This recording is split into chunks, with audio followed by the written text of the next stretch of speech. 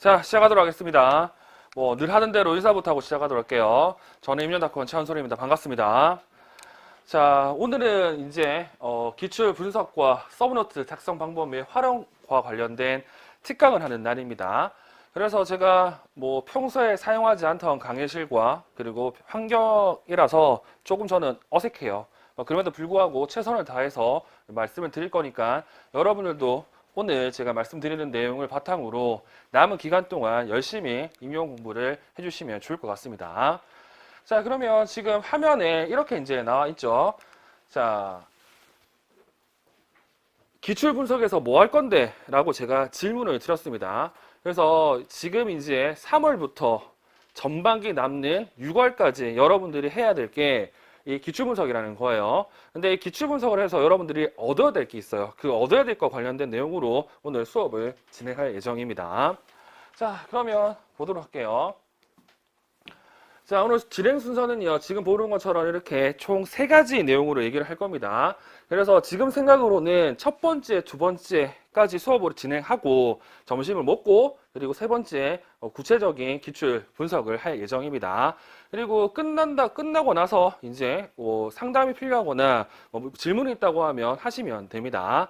그리고 직강생 같은 경우에는 미리 공지한 대로 여러분들이 수강증을 받았잖아요. 이 수강증을 가지고 아까 수강증 받았던 본관에 가셔서 그 수강증으로 여러분들이 원하는 서브노트를 교환해 가시면 됩니다.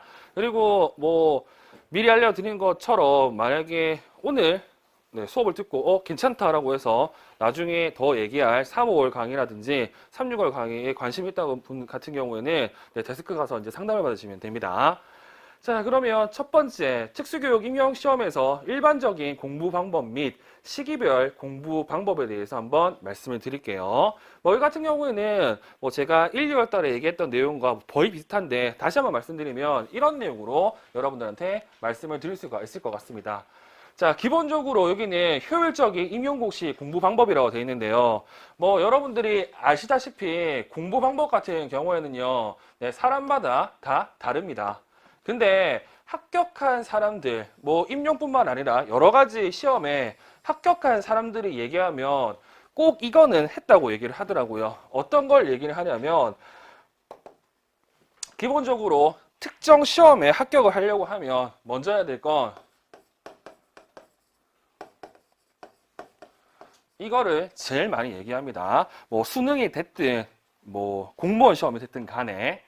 그리고 또 뭐가 있냐면 이 기출 분석을 한 다음에 이 내용을 바탕으로 외워야 될 것들 있잖아요. 이 외워야 될 거를 어떻게 한다고? 많은 회독수를 가지고 봅니다. 이때만은 회독수는 외워야 될 내용을 여러 번 본다는 거죠. 농담으로 그런 말도 하잖아요. 즐기는 사람은 노력하는 사람을 늘 이기고 이런 말이 있는데 제일 중요한 건 뭐냐면 방금 봤던 것을 본 사람이 시험에서 제일 유리합니다. 다시 말해서 시험 치기 전날 내가 봤던 내용이 시험 문제 나오면 그 시험은 끝난 겁니다. 이렇게 하기 위해서는 뭘 해야 되냐면 여러분들이 가지고 있는 자료를 빨리 봐야 되고 많이 봐야 돼요. 그래야 소위 말해서 안 잊어먹고 시험장에 가지고 갈 수 있겠죠. 그래서 대부분 시험에서는 여기 얘기했던 이 내용들을 많이 얘기를 해요. 그래서 여러분들이 해야 될 게 뭐냐면 그러면 내가 기출 분석을 어떻게 해야 될지, 그러면 내가 어떻게 소위 말해서 많은 회독수를 가져야 될지를 고민하셔야 됩니다. 그 고민이 언제까지 해야 되냐면 제가 보기에는 3월 정도. 그래야 그 고민한 걸 바탕으로 시험 치기 직전까지 계속적으로 진행을 할 수가 있겠죠. 그래서 그 내용들을 지금 제가 이렇게 정리를 해봤습니다. 자, 보시면요. 첫 번째, 구체적인 목표 설정 이렇게 돼 있죠. 쉽게 얘기해서 여러분들이 공부할 때 그냥 올해 합격하겠다. 이게 아닙니다. 어떻게 해야 되냐면 내가 초등 그리고 중등이라고 하면 특정 지역들에서 내가 몇 등을 하겠다까지 이제 여러분들이 목표 설정을 해 두셔야 돼요. 보통 몇 등도 중요하지만 몇 점도 중요하거든요. 예를 들어서 초등 같은 경우에는 교직연술이 20점, 그리고 교육과정 AB가 80점이잖아요. 그러면 내 수준을 봤을 때 내가 받을 수 있는 적정한 점수가 있어. 예컨대 교직논술 18점, 그리고 전공 초과정을 못하니까 한 55점 정도 받겠다. 이렇게 한다고 하면 대충 점수가 나오죠. 근데 이 점수를 본다고 하면 작년과 재작년 경쟁률이라든지 학교 점수를 본다고 하면 대충의 등수가 나옵니다. 그걸 정해놔야 돼요. 왜?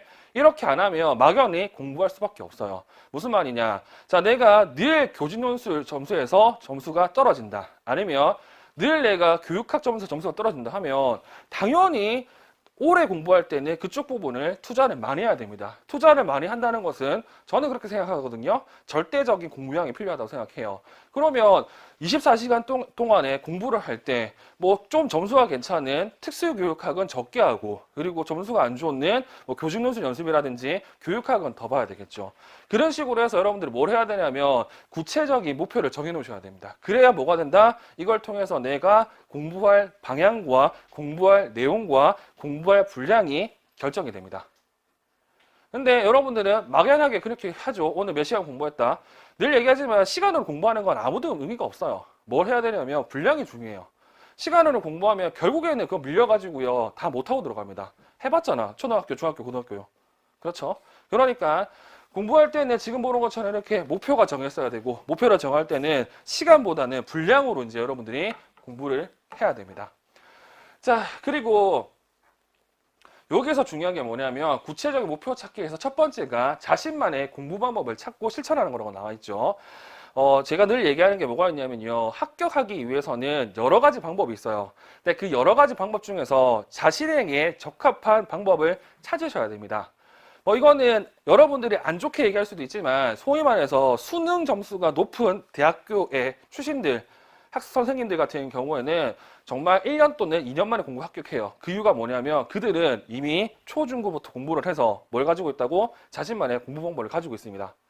근데 여러분들 같은 경우는 아닐 수도 있잖아요. 그럼 어떻게 해야 된다고? 자신만의 공부 방법을 빨리 찾으셔야 됩니다. 그래야 최대한 빨리 효율적으로 합격할 수가 있어요. 그리고 그러한 공부 방법을 못 찾겠다라는 분들 때문에 제가 여러분들한테 늘 말씀드리는 합격 수기를 보라는 겁니다. 합격 수기 본다고 하면요. 공부했던 거 어떻게 쭉 적어놨어요. 그러니까 뭐 자기 자랑이 아니라 어떤 식으로 공부해서 써놓는 합격 수기가 있거든요. 그런 합격 수기를 보면서 내가 이거는 할만하겠다, 나한테 맞겠다는 걸 찾아가지고 일단 뭐 하루 이틀 또는 일주일 정도 적용해 보세요. 맞다고 하면 그거 가지고 끝까지 밀고 나가셔야 됩니다. 그래야 여러분들이 어떻게 한다? 빨리 합격할 수 있어요. 그러니까 공부 방법도 여러분들이 효율적이고 효과적인 공부 방법을 찾으셔야 됩니다. 그래야 빨리 끝내요.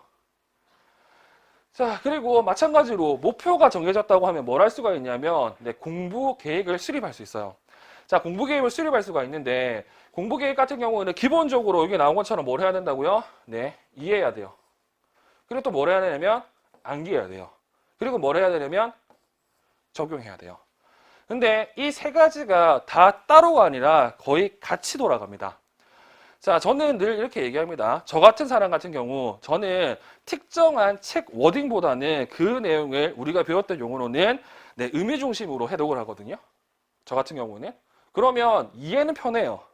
근데 알다시피 우리 시험이 선택형 문제는 아니에요.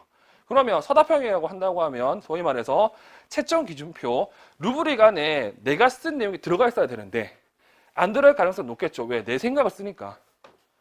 그렇죠? 그래서 뭘 하냐면 책에 있는 내용, 소위 말해서 워딩대로 외우라고 한 겁니다. 근데 저 같은 경우는 그 워딩대로 외우기가 어려워요. 근데 어떤 사람들 같은 경우는 그냥 몇 번 보면 책 덮어놓고 얘기를 합니다. 똑같이. 그 대신 하나하나 물어보면 이게 무슨 말이야? 이게 무슨 뜻이야? 라고 물어보면 그냥 책에 있는 대로 얘기하죠. 이 말은 암기는 했는데 이해는 안 됐다는 뜻입니다. 그러면 본인들도 자기 성향이 있을 거 아니야. 그렇게 봤을 때 이거 이해만 하면 우리 시험 못 보고요. 암기만 해도 우리 시험 못 봅니다. 그리고 제일 안타까운 게 뭐냐.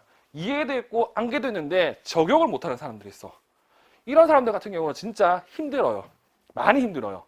그럼에도 불구하고 지금 얘기했던 이해, 암기, 적용을 생각하면서 공부를 한다고 하면 합격을 할 수 있어요. 됐죠? 자, 그러면 여러분들이 해야 될 게 뭐냐. 내가 이해를 잘하냐, 내가 암기를 잘하냐, 이거를 빨리 결정해야 됩니다. 자, 만약에 내가 이해를 잘한다고 하면 나는 어떻게 해야 된다? 공부를 책에 있는 내용 있는 그대로 암기하려고 노력해야 되고요. 내가 암기를 한다고 하면 이해를 위해서 자신만의 말로 표현해 봐야 돼요. 이 작업을 어떻게 해야 된다? 1월부터 6월까지 끊임없이 진행을 해야 됩니다. 끊임없이. 자, 그러면 이거를 조금 더 시기에 맞게끔 한번 얘기해 볼게요.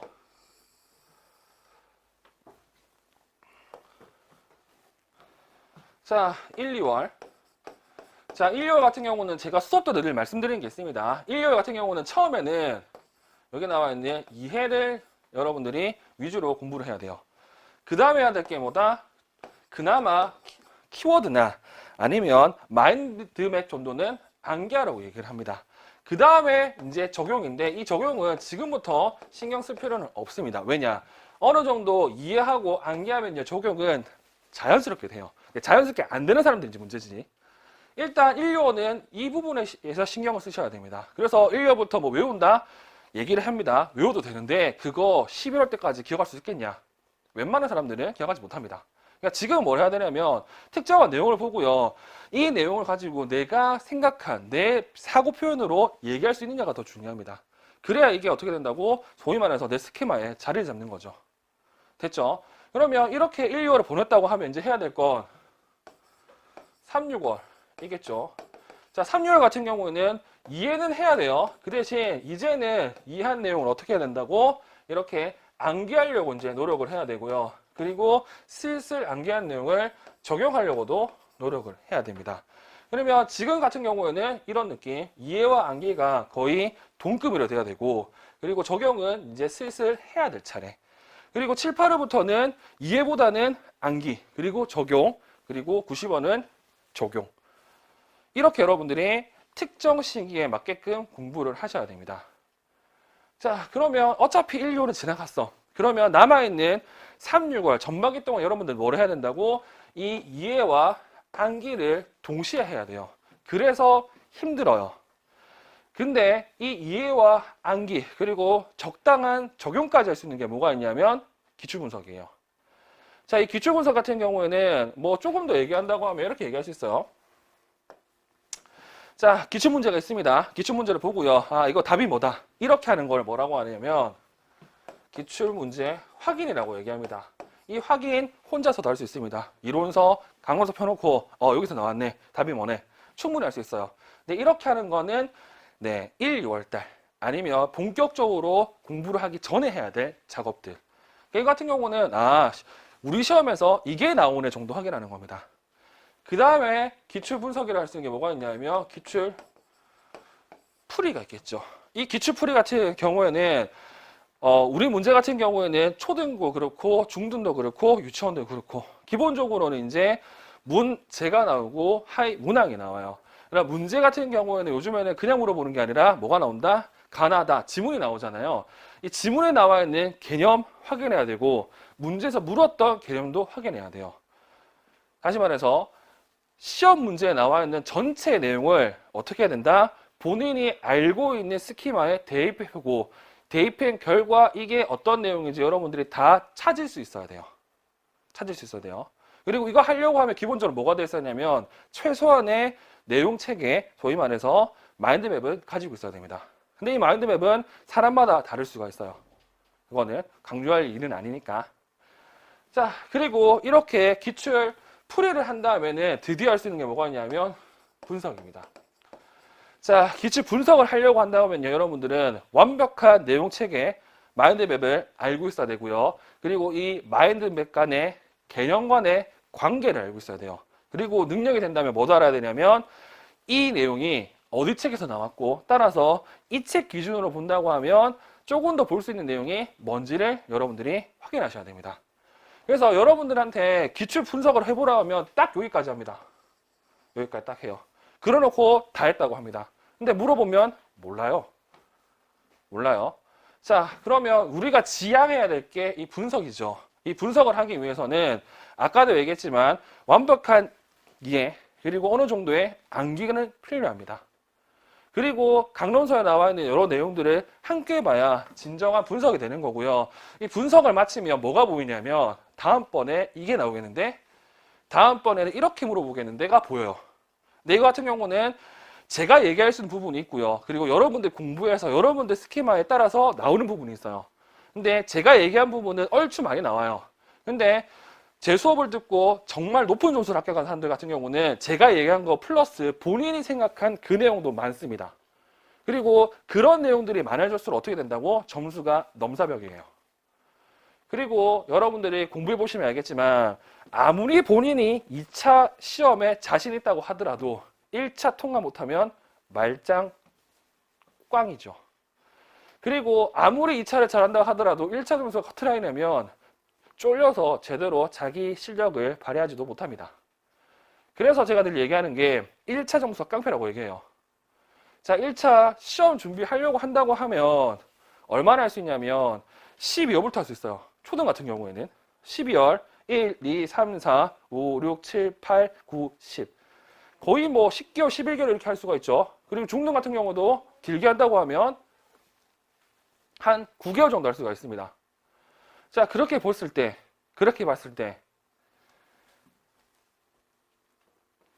그 시간 동안에 여러분들이 해야 될 것들이 있겠죠. 그래서 뭐 1차 같은 경우에는 솔직히 준비할 시간이 엄청 많아요. 2차보다는. 그래서 1차에 목숨을 걸고 점수를 높이는 게 여러분들이 훨씬 더 편하고 쉽게 빠르게 합격하는 길입니다. 괜히 1차 애매하게 공부해가지고 커트라인 걸려가지고 내일 죽을지 모레 죽을지 모르는 사형수 심정 마냥 걸려있는 것보다는 점수 딱 봤는데 그런 느낌이 들어요. 어떤 느낌이 드냐면 나 놀아도 되겠는데? 이 정도. 보통 이 정도가 어느 점수냐면 이제 1차 발표가 나면 커트라인 뜨잖아요. 커트라인에서 15점에서 20점 이상 된다. 이러면 편안하게 공부를 합니다. 그리고 재밌는 게 마음이 편안해지잖아? 그러면 2차도 본인 실력보다 더 받아요. 왜? 나는 어차피 실수해도 합격할 거니까 생각을 가지고 있으니까. 근데 1차 점수가 커트라인이라면 나 실수하면 떨어진다 생각이 들잖아. 그러면 가지고 있는 실력도 다 발휘 못하고 떨어집니다. 그러니까 이런 불상사를 안 당하게 하려면 여러분들이 가장 먼저 해야 될 거 이거 기출 분석을 가장 먼저 하셔야 됩니다. 이 기출 분석 같은 경우는 제가 늘 이렇게 얘기합니다. 기출 분석만 잘해도 최소 1차는 합격한다고. 그만큼 이게 중요한 거예요. 그리고 기출 분석이 제대로 됐다고 한다고 하면 어느 경지까지 이룰 수 있냐면요. 특정한 내용이 나오면 이렇게 됩니다. 이거 2017년 초등 몇 번 문제, 이거 2020년 중등 3번 문제와 관련 있는 문제까지도 얘기할 수 있어요. 이러면 끝나요. 그 사람은 안 봐도 합격하겠구나를 알 수가 있어요. 그래서 우리는 이해와 그리고 암기 조금의 적용을 하기 위해서 뭘 해야 되냐면 이 기출 분석을 해야 된다는 사실을 기억하시면 좋을 것 같고, 오늘 수업에서는 기출 분석을 어떻게 하는 것, 소위 말해서 방법론을 조금 더 제가 말씀을 드릴 겁니다. 그리고 제 수업 3, 5월, 3, 6월 수업 같은 경우는 이 풀이와 분석에 이 정도에 있는 2.5 수준 정도의 수업을 진행할 예정이에요. 왜냐? 이거 하려고 하면 소위 말해서 상중하 수준의 학생들이 못 따라와요. 특히 하 같은 경우에는. 근데 이것만 하기에는 상 수준은 시간이 너무 아까워요. 그래서 적당 수준에서 제가 수업을 할 겁니다. 그리고 이 기출 분석한 내용 같은 경우는 아는 만큼 보여요. 아는 만큼. 그래서 제가 하는 거와 다르고 다른 사람이 하는 건 또 다를 수가 있어요. 이거는 정답이 없어요. 근데 그렇게 하면서 뭘 할 수 있냐면 소위 말해서 적용할 수 있는 사고력, 문제 해결력을 향상시킬 수 있습니다. 이거 가지고 당연히 시험장 들어가면 점수를 잘 받겠죠.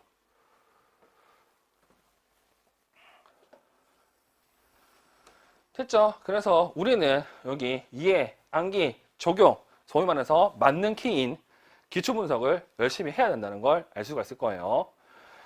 자, 그리고 공부할 때는 뭐가 필요하냐면 이 생활 습관 형성이 중요합니다. 특히 뭐다? 여기 나와 있는 루틴 형성하는 게 엄청 중요합니다. 자, 여러분들이 시험을 못 보는 사람들 중에서 뭐 당연히 내가 공부 못했겠지, 이거 말고도 뭐가 있냐면 그렇게 열심히 해놓고 시험장에 들어가면 이런 사람들 있어요. 내가 몇 번째인데 이거 내가 아는 내용인데 못 쓰면 어떡하지? 이렇게 해가지고 떨어진 사람들 엄청 많거든요. 이게 소위 말해서 시험 불안인데, 시험 불안 같은 경우는 없앨 수 있는 방법 여러 가지가 있어요. 뭐 쉬운 건 요즘에 많습니다. 뭐 약 먹는 거. 근데 약 딱 잘못 먹으면 어떻게 된다고? 시험 치다가 너무 흥분해가지고 망칠 수도 있고요. 아니면 약을 많이 먹으면 어떤 일이 발생하냐면 시험 치다가 이렇게 됩니다. 진짜. 그래서 약 같은 경우는 먹을 사람들은 먹어도 상관없습니다만 미리미리 준비해야 되고, 이제 이게 싫다고 하면 뭘 할 수가 있냐면 여기 나오는 루틴 영상 가시면 됩니다. 자, 성공한 스포츠 스타들 같은 경우에는 다 있잖아요, 루틴들. 그 루틴이 있는 이유가 뭐냐면 그러한 불안들을 없애기 위해서. 근데 이 루틴이 너무 복잡해지거나 이상한 루틴을 만들지 말고 뭐 단순하게만 생각하시면 됩니다. 내가 아침에 몇 시에 일어나서 뭘 해야 되고, 그리고 오전에는 뭘 공부하고, 오후에는 뭘 공부하고, 저녁에는 복습하고, 이러한 간단한 루틴을 만들어 놓고요. 이거 6개월 이상 진행한다고 하면 믿을 수 있는 건 자기밖에 없기 때문에 불안이 조금 더 줄어듭니다. 그리고 저도 공부해봐서 알겠지만 뭐 사람들이 잘 안 믿지만요. 제가 3학년, 4학년 때 군대 갔다 오고 나서 몸무게가 72kg였어요. 지금보다 몇 킬로 작은 거냐? 한 30kg 작죠? 30kg. 근데 왜 쪘냐라고 물어보면 이것 때문에. 저는 아침에 6시에 일어나가지고요. 7시에 공부하는 장소 도착해요. 그리고 저녁 10시까지 공부를 했습니다. 그럼 나머지 11시, 11시, 12시 이 시간 남잖아요. 이 시간 동안에 제가 오늘 정했던 분량을 했다고 하면 저한테 강화를 줬죠. 어떤 강화? 네, 그 주님, 이 주님 말고 이 주님을 영접을 했습니다. 자, 그러니까 어떻게 된다고? 살이 두룩두룩 찔 수밖에 없죠. 근데 중요한 건 살찌는 것도 중요하지만 더 중요한 건 그런 식으로 해서 스트레스 해소를 해야 돼요. 뭐 늘 여러분들한테 술 먹고 해소하는 게 아니라 본인만의 스트레스 해소법이 있어야 됩니다. 뭐 게임을 하는 사람들 시간적으로 게임 하시면 됩니다. 근데 방금 얘기했듯이 공부한 거에 대한 강화로, 그리고 뭐 수영이라든지 뭐 자전거 타기라든지 달리기라든지 해서 어느 정도의 스트레스 해소법을 가지고 있어야, 소위 말해서 한 달 동안 공부할 게 아니잖아. 공부 많이 하면 1년, 그리고 안타깝게도 뭐 3, 4년 하시는 분들 있잖아요. 그렇게 하기 위한 원동력이 됩니다. 그래서 지금 여기 나와 있는 뭐 ing용공식 공부 방법이라고 하는데 일반적인 공부 방법을 말씀을 드리는 거예요. 그러니까 이렇게만 하더라도 여러분들은 충분히 합격할 수가 있습니다. 그래서 이 내용을 좀 여러분들이 체화하시는 걸 추천해 드리고요. 그리고 이런 내용들이 다 어디 들어가 있냐면 제가 나눠줬던 합격수기에 대부분 다 들어가 있습니다. 그래서 이렇게 얘기할 수도 있어요. 합격하려고 하면 이거 대부분 다 지킵니다. 그래서 여러분들이 지금 공부하고 있는 중에서 빠진 게 있다고 하면 빨리 채워 넣으시기 바라요. 그래야 합격할 수 있을 거니까. 자, 그러면 두 번째, 방금 이제 뭘 얘기했냐면 일반적인 공부 방법을 얘기를 했죠. 자, 그러면 두 번째는 뭐냐면 이러한 단권화와 서브노트라는 것을 여러분들한테 말씀을 드릴게요. 자, 이 단권화 서브노트, 이게 왜 뜬금없이 나왔냐고 하면 기본적으로 여러분들이 뭐 이론서라고 보는 게 있죠. 그 이론서 같은 경우에는 소위 말해서 강사가 본인 스키마대로 수업을 하기 편하게 정리한 책을 얘기합니다. 근데 이 책 같은 경우는 어느 강사 같은 경우는 많을 수도 있고요. 어느 강사 같은 경우는 적을 수도 있어요. 그렇게 봤을 때 이러한 이론서에 빠져 있거나 이러한 이론서에 추가적으로 이제 뭔가 하는 작업들이 여기 나와 있는 단권화와 서브노트라는 거고요. 이 중에서 단권화 같은 경우에는 말 그대로 이론서에다가 뭘 한다고? 네, 이론서에다가 필요한 내용들을 적어 놓는 겁니다. 그리고 서브노트 같은 경우에는 이론서 이외에 본인이 편하게 쉽게끔 어떻게 또 하나의 자료를 만드는 거죠. 뭐 제가 이렇게 얘기를 하죠. 이거는 100%라고 얘기할 수 없지만 합격한 사람의 대부분은 여기 나와 있는 단권화 또는 서브노트 작업은 하게 돼 있습니다. 물론 합격한 사람들 학교 수기를 보면 그렇지 않은 사람도 있어요. 근데 한 사람들 같은 경우는 여기 다 가지고 있죠. 그러면 이 두 개 차이점 별로 없습니다. 뭐가 있냐? 단권화 일단 큰 틀이 있기 때문에 만들기는 워낙 쉬워요. 그 대신 뭐가 안 좋냐면 본인만의 스타일대로 못 바꿔요. 근데 이거는 누구한테 추천하냐면 초수나 공부를 덜한 사람들, 쉽게 얘기해서 공부할 시간이 더 필요한 사람들은 이걸 만들라고 추천합니다. 그 대신 내가 공부를 했고 1차 합격했고 아니면 공부할 거보다는 뭔가 나만의 스타일로 작업을 하고 싶다라는 분들한테는 서브노트 만드는 걸 추천을 하죠. 그리고 이 서브노트 같은 경우에는 본인만의 스타일 또는 본인만의 스키마가 있기 때문에 만든 사람마다 내용도 다 틀리고요. 순서도 다 틀려요. 근데 정답이 없습니다. 일단 둘 다 만드는 목적이 뭐다? 암기 목적으로. 이때 말하는 암기는 아까 두 번째 얘기했던 기출 분석 다음에 해야 될 많은 회독수를 가지려고 여기 나와 있는 단권화와 소문노트를 만듭니다. 그리고 이 단권화와 소문노트 같은 경우에는요, 결국에는 암기해서 이거를 시험장에 써먹기 위해서 만드는 거거든요. 근데 어떤 분들 같은 경우는 이거 만드는데 초점을 둡니다.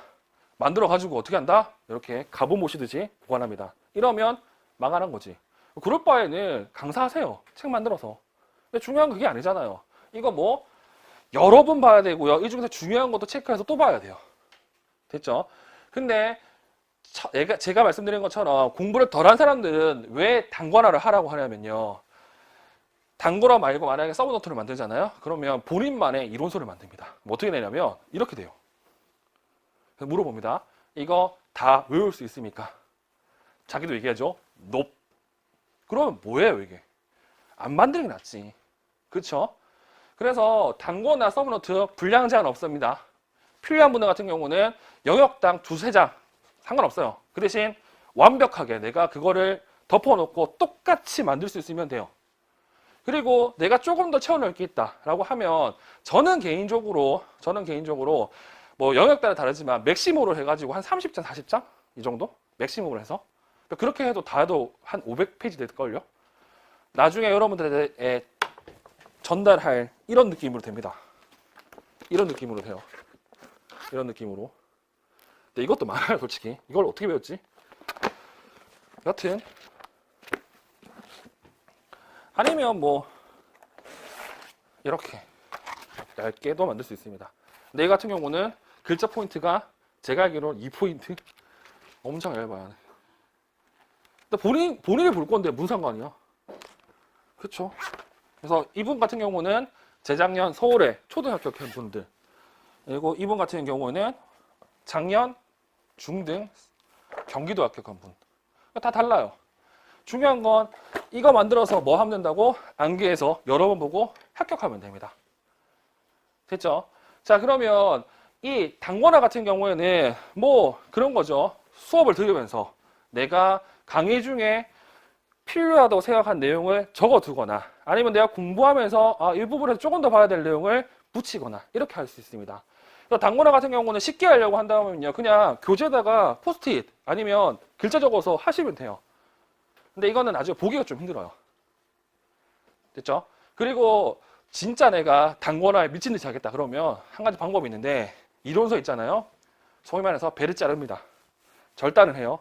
그러면 페이지가 이렇게 있을 거잖아요. 1페이지, 2페이지 이렇게 있잖아요. 중간중간 속지를 넣어요. 그러면 한 페이지는 뭐가 되냐면 이론서 한 페이지는 백지 되거든요. 그럼 백지에다가 뭘 할 수 있냐면 관련 내용을 적을 수 있습니다. 이렇게 되면 책이 어떻게 되냐? 이렇게 됩니다. 이건 선택의 문제니까. 선택의 문제니까. 이렇게 덕지덕지 붙는 게 싫다. 그러면 그런 방법으로 만들 수 있어요. 그래서 만드는 거는 그렇게 어렵지 않습니다. 그리고 지금 보는 것처럼 이렇게 하셔도 뭐 어렵진 않아요. 그리고 이분 같은 경우에도 초등인데 시간이 별로 없었대요, 자기는. 그래서 이런 식으로 서브노트는 안 만들고 이렇게 단권을 했다고 합니다. 뭐 문제가 없죠. 합격했으면 됐으니까. 그리고 이분 같은 경우는 이제 소위 말해서 뭘 만들었다? 서브노트를 만들었죠. 이 서브노트 같은 경우에는 대부분 문장으로 안 썼습니다. 어떻게 쓴다? 키워드나 단어 위주로 적습니다. 그래서 그 내용들을 한눈에 보기 위해서 이렇게 칸으로 만든 경우가 엄청 많아요. 칸으로. 그러면 이 단권화와 서브노트 차이점이 뭐가 있냐면, 단권화는 어차피 큰 틀은 이론서대로 해야 돼. 근데 서브노트 같은 경우는 아까도 얘기했지만 본인 취향대로 만들 수 있거든요. 그렇게 됐을 때 어떤 문제가 있냐면, 본인이 소위 말해서 이 시험에 대해서 잘 알지 못한다라고 하면 이게 분량이 이렇게 돼요. 결국에는 또 다른 이론서를 만드는 거지. 그러면 이거 만든 목적이 희석돼요. 그래서 이 서브노트를 만들려고 하면 제가 늘 얘기하는 게, 최소한 네가 마인드맵을 알아야 되고, 그리고 네가 이 시험에서 중요한 게 뭔지를 알아야 되는 거 말씀드렸죠. 그러면 이 시험에서 중요한 게 뭐냐라고 물어봤을 때 그 근거가 되는 게 뭐다? 기초 분석이에요. 그래서 서브노트 제대로 만들려기 위해서는 뭘 해야 되냐면, 여러분들이 기초 분석을 제대로 하셔야 됩니다. 그리고 이 단거나와 서브노트 같은 경우에는 소위 말해서 만드는 기한이 정해져 있어야 됩니다. 왜? 만드는 목적이 뭐라고? 암기해서 회독수 높이는 거야. 그러면 암기하고 회독수 높이는 거 언제 하는데? 7, 8월. 늦어도 12월이에요. 그러면 이거를 9월, 10월까지 만들고 있다. 그러면 저는 이렇게 얘기합니다. 내년에 합격하시겠네요. 그렇게 열심히 만들어 놓으면 쓸 때 지금 쓰는 게 아니야. 내년에 쓸 거야, 분명히.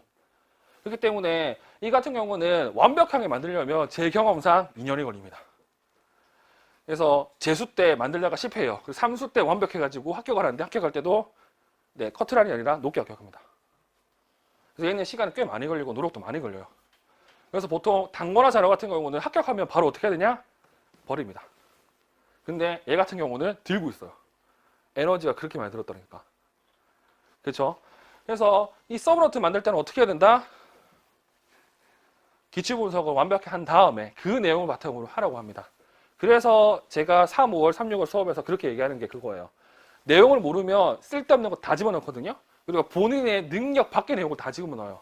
그러면 결국에는 이렇게 됩니다. 아무 의미가 없어진다는 거지. 그래서 최소한 서브노트 만들 거라고 하면 작년 1차 합격자 그 사람들 같은 경우는 어느 정도 본인의 능력과 본인이 시험을 알 수 있다는 걸 증명한 사람들이잖아요. 그 사람들 같은 경우는 1년부터 만들어도 돼요. 그렇지 않은 분들 같은 경우는 어쩔 수 없이 어떻게 1, 2월 수업을 듣거나 아니면 1, 2월 달에 그러한 마인드맵 작업과 기출 분석을 통해 가지고 어느 정도 내공 쌓은 다음에 만드셔야 됩니다. 근데 만들 때도 기한이 있다고 했죠. 제 생각에는 빠르면 6월, 늦으면 7월, 8월까지. 그 이상 넘어가면 내년에 쓸 거예요.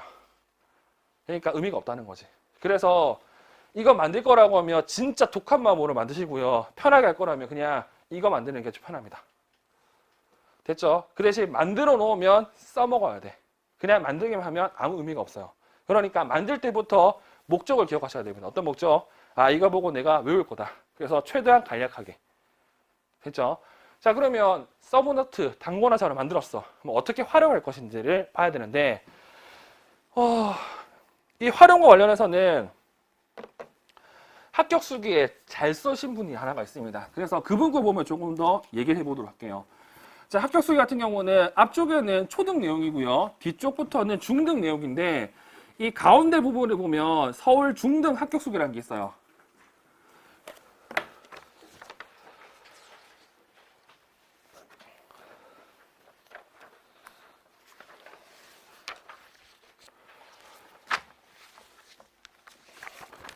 그래서 한 반 정도에 보시면 서울 중등 합격 수기라고 해가지고 남들과 다르게 이렇게 가로로 다단으로 만들어 놓은 합격 수기가 하나가 있습니다. 그래서 제목부터가 도발적이죠. 나는 합격하기로 결정했다. 이게 이분의 뭐라 해야 될까 트렌드 맡은 것 같은데 일단 중요한 건 이렇게 점수를 보여줄 정도라고 하면 자신 있다는 거야. 1차 점수를 보면 상당히 높아요. 그래서 지금 이 부분에서는 봐야 될 게 뭐냐면 이 점수를 받기 위해서 어떻게 했는지 여러분들이 확인해 보셔야 됩니다. 됐죠? 자, 그러면 지금 이분 같은 경우에는 내용 읽어보면 아시겠지만 이분이 재수거든요. 재수인데 지금 보시면 알겠지만 엄청 자세하게 써놨잖아요. 이거를 언제부터 만들었냐면 1월 때부터 만들었어요. 그러니까 내가 올해는 무조건 뭐 하겠다고 합격 수기 쓰겠다 생각해서 틈틈이 써놨다고 합니다. 그래서 보자마자 얘기했죠. 너 미쳤구나. 그래서 엄청 자세히 써놨어요. 그래서 그 중에서 우리가 봐야 될 게 뭐냐면 한 3페이지, 4페이지 넘어가서 그 서울 중등 합격 수기에 12페이지라고 적힌 부분이 있거든요. 12페이지 내용을 좀 보도록 할게요.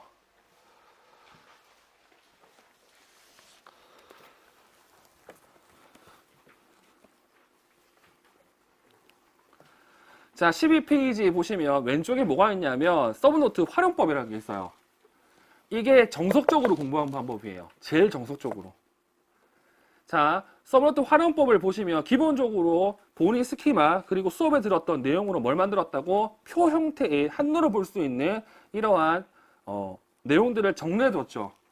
정리해뒀을 때 이거 아까 목적이 뭐라고요? 여러분 보는 게 목적이잖아요. 그래서 여기다가 뭐가 적혀 있냐면 첫 번째 1에서 부연 설명이 있죠. 이 부연 설명 같은 경우는 만들어 봤는데 추가적으로 적어야 될 것들 이렇게 주변에 옆에다 써놨어요. 그러니까 처음부터 여백을 만들어져 있어야 돼요. 어느 정도는. 그리고 두 번째, 기출 스티커 이렇게 하면서 이렇게 기출 내용을 표시해 놨습니다. 그러니까 저도 이론서 만들 때 여기 나와 있는 기출을 표시해 줄 거라고 생각했는데 저는 그거를 별로 추천하지는 않습니다. 왜 그러냐면 본인이 이렇게 해봐야 돼요. 그래야 뭐가 중요한지 알아요. 그래서 어차피 기출 문제 합격할 때까지 모셔야 되거든요. 그래서 지금 이렇게 기출 분석을 한 다음에 기출 분석을 한 근거로 해가지고 기출 스티커를 붙여놨습니다. 어떻게 해요? 노란색은 유치원, 초록색은 초등, 빨간색은 중등. 그리고 객관식 같은 경우는 하이라이트만 이렇게 해놨다고 합니다. 그러면 이거 쭉 다 만들고 나면 스티커가 붙여있는 게 엄청 많은 부분이 있어. 그 부분 같은 경우는 아, 무조건 시험에 나오는 거구나. 또는 이거 틀리면 내가 떨어지구나를 알 수가 있어요. 그러면 나중에 이걸 볼 때 이렇게 보는 방법이 있죠. 지금 보시면 이렇게 하이라이팅이나 표시를 해놓으면 기출 빈도에 따른 표시를 해놓으면 좋은 점이 빈도가 많이 나온 거는 여러 번 읽을 때도 계속 읽어야 돼요. 그리고 적게 나온 거는 3번 중에 1번 정도는 읽겠죠. 이런 식으로 해서 뭘 해야 된다고? 내의, 나의 인지적 자원 또는 인지적 과부하를 줄여야 돼요. 제가 늘 얘기하는 게 뭐가 있냐면 어차피 이 시험 같은 경우 본인이 1등 할 거 아니라고 하면 남들보다 3문제 정도? 2-3문제 정도만 더 맞춘다고 하면 1차 합격해요. 그러면 그거 하기 위해서 어떻게 해야 된다고? 남들이 안 틀리는 거 나도 안 틀려야 되고요. 남들이 틀리는 문제에 한두 문제만 더 맞추면 돼요. 그렇게 한다고 하면 조금 더 편하게 여러분들 공부할 수 있어요. 이거 다 외우려고 하는 사람들이 있는데 늘 얘기하지만 다 외울 거라고 하면 네, 시험 치기보다는 그냥 학자를 하세요. 학자도 그렇게 한다고 하면 세계적 석학이 될 거야. 그렇죠?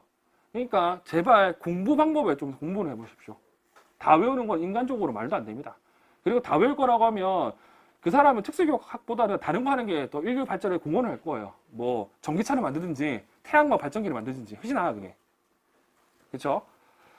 자, 그리고 세 번째는 이렇게 하이라이팅이라고 해가지고 이렇게 노란색은 키워드, 카테고리, 주황색은 기출 부분, 빨강은 중요한 부분. 이렇게 본인만의 기준을 맞춰가지고 표시를 해뒀습니다.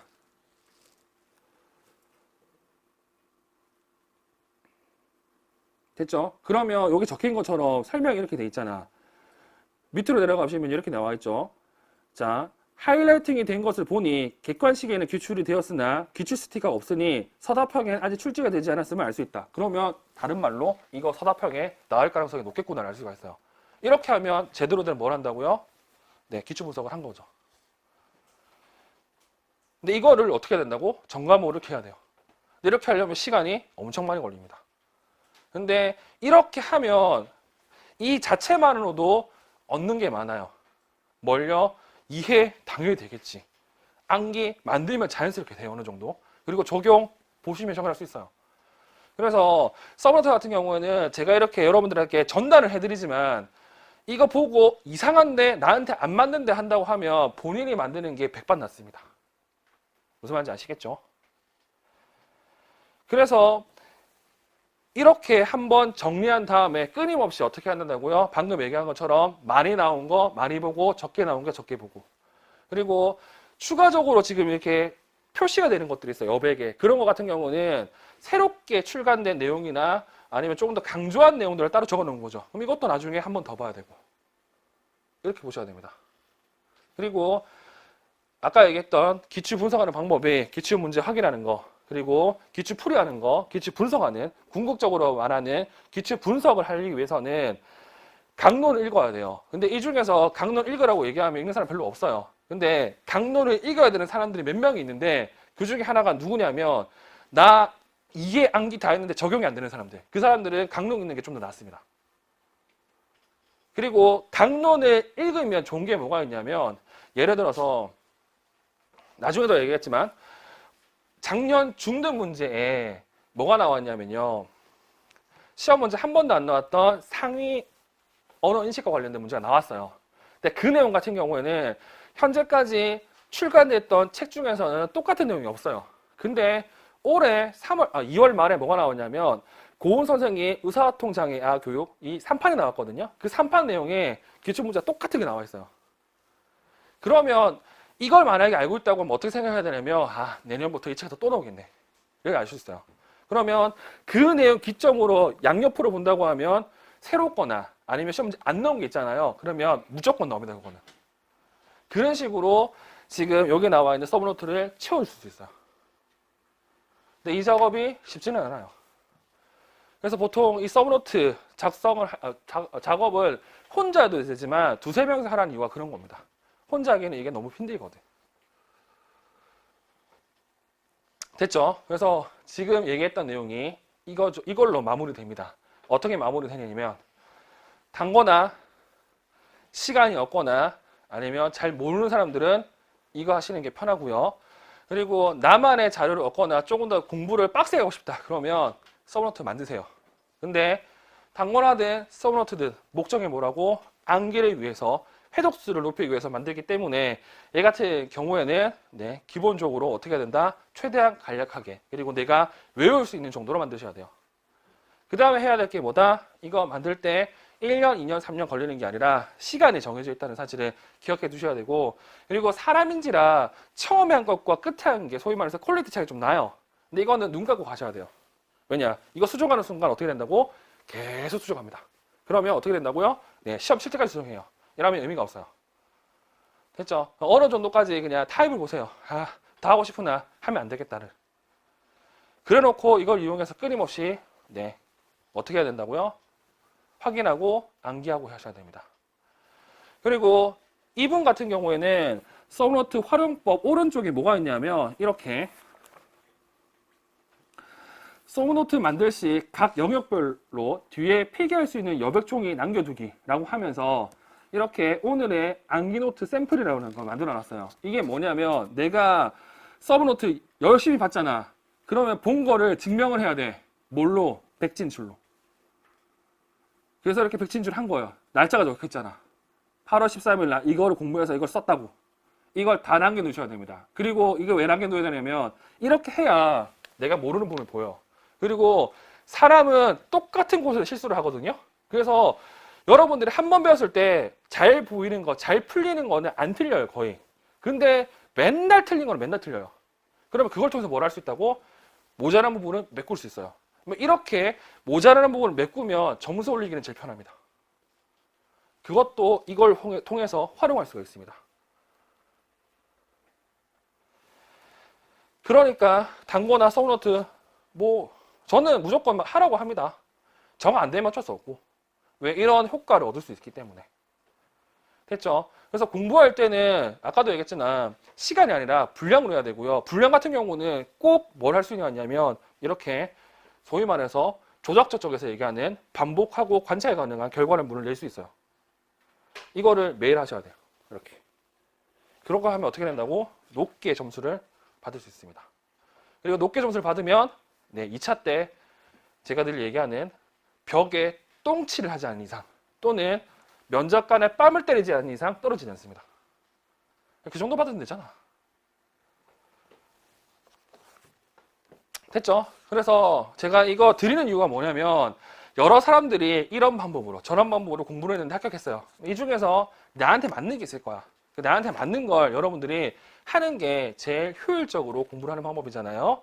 그러니까 그런 거를 찾으라고 하는 거고요. 그리고 지금 보는 것처럼 이렇게 설명이 잘 돼 있으니까 한번 도전해 볼 수도 있습니다. 그래서 한 번 정도 여러분들이 도전하시면 돼요.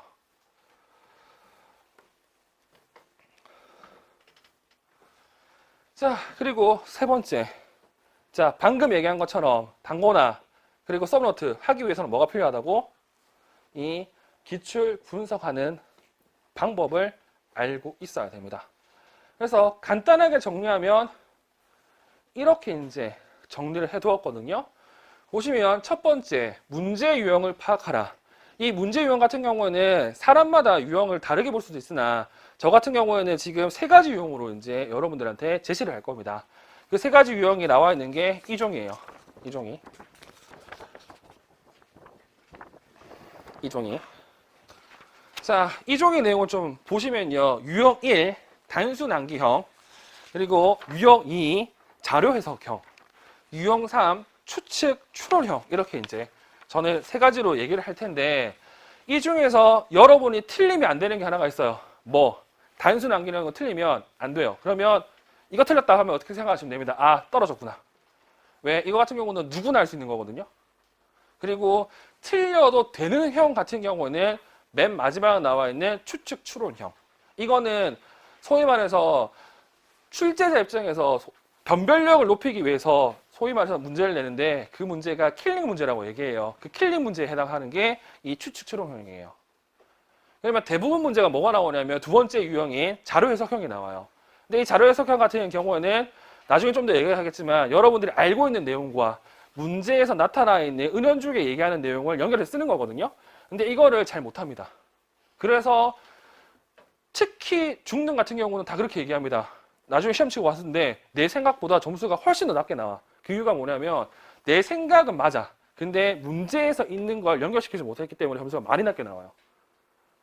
그래서 이것도 여러분들이 어떻게 해야 된다고? 이 유형을 파악한 다음에 이 유형대로 쓰는 연습을 하셔야 돼요. 됐죠? 자, 일단은 문제 유형을 파악해야 됩니다. 문제 유형 파악하는 게 방금 얘기했던 답안 쓰기와 관련했기 때문에 그렇고요.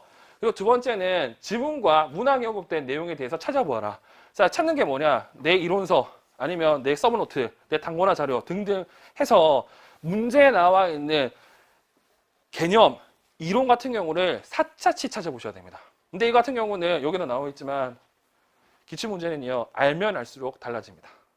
그래서 여러분이 보는 것과 제가 보는 게 당연할 수밖에 없죠. 왜? 제가 당연히 여러분들보다 공부를 많이 했기 때문에 더 많이 볼 수 있어요. 그런 것들을 여러분들이 수업 때 챙겨가셔야 돼요. 그리고 이걸 넘어가지고 나만의 시각에서 문제를 해석할 수 있다고 하면 합격합니다. 무슨 말인지 아시겠죠? 그래서 지문과 문항에 언급된 내용을 다 찾아보셔야 돼요. 오답도 찾아보고 이거 반대 개념도 찾아보고 그리고 그거 어떻게 해야 된다고? 그거를 서브노트 만들 때 표시를 해두셔야죠. 그래서 그게 세 번째, 단권화 자료나 서브노트 관련 내용에 정리하라. 그리고 이거 어떻게 하라고요? 방금 한 것처럼 정리한 다음에 이렇게 기출 빈도별로 또 확인도 하셔야 돼요. 그래서 이렇게 하면 됩니다. 간단하게. 그래서 결론은 뭐다? 기출 분석은 하면 할수록 다릅니다.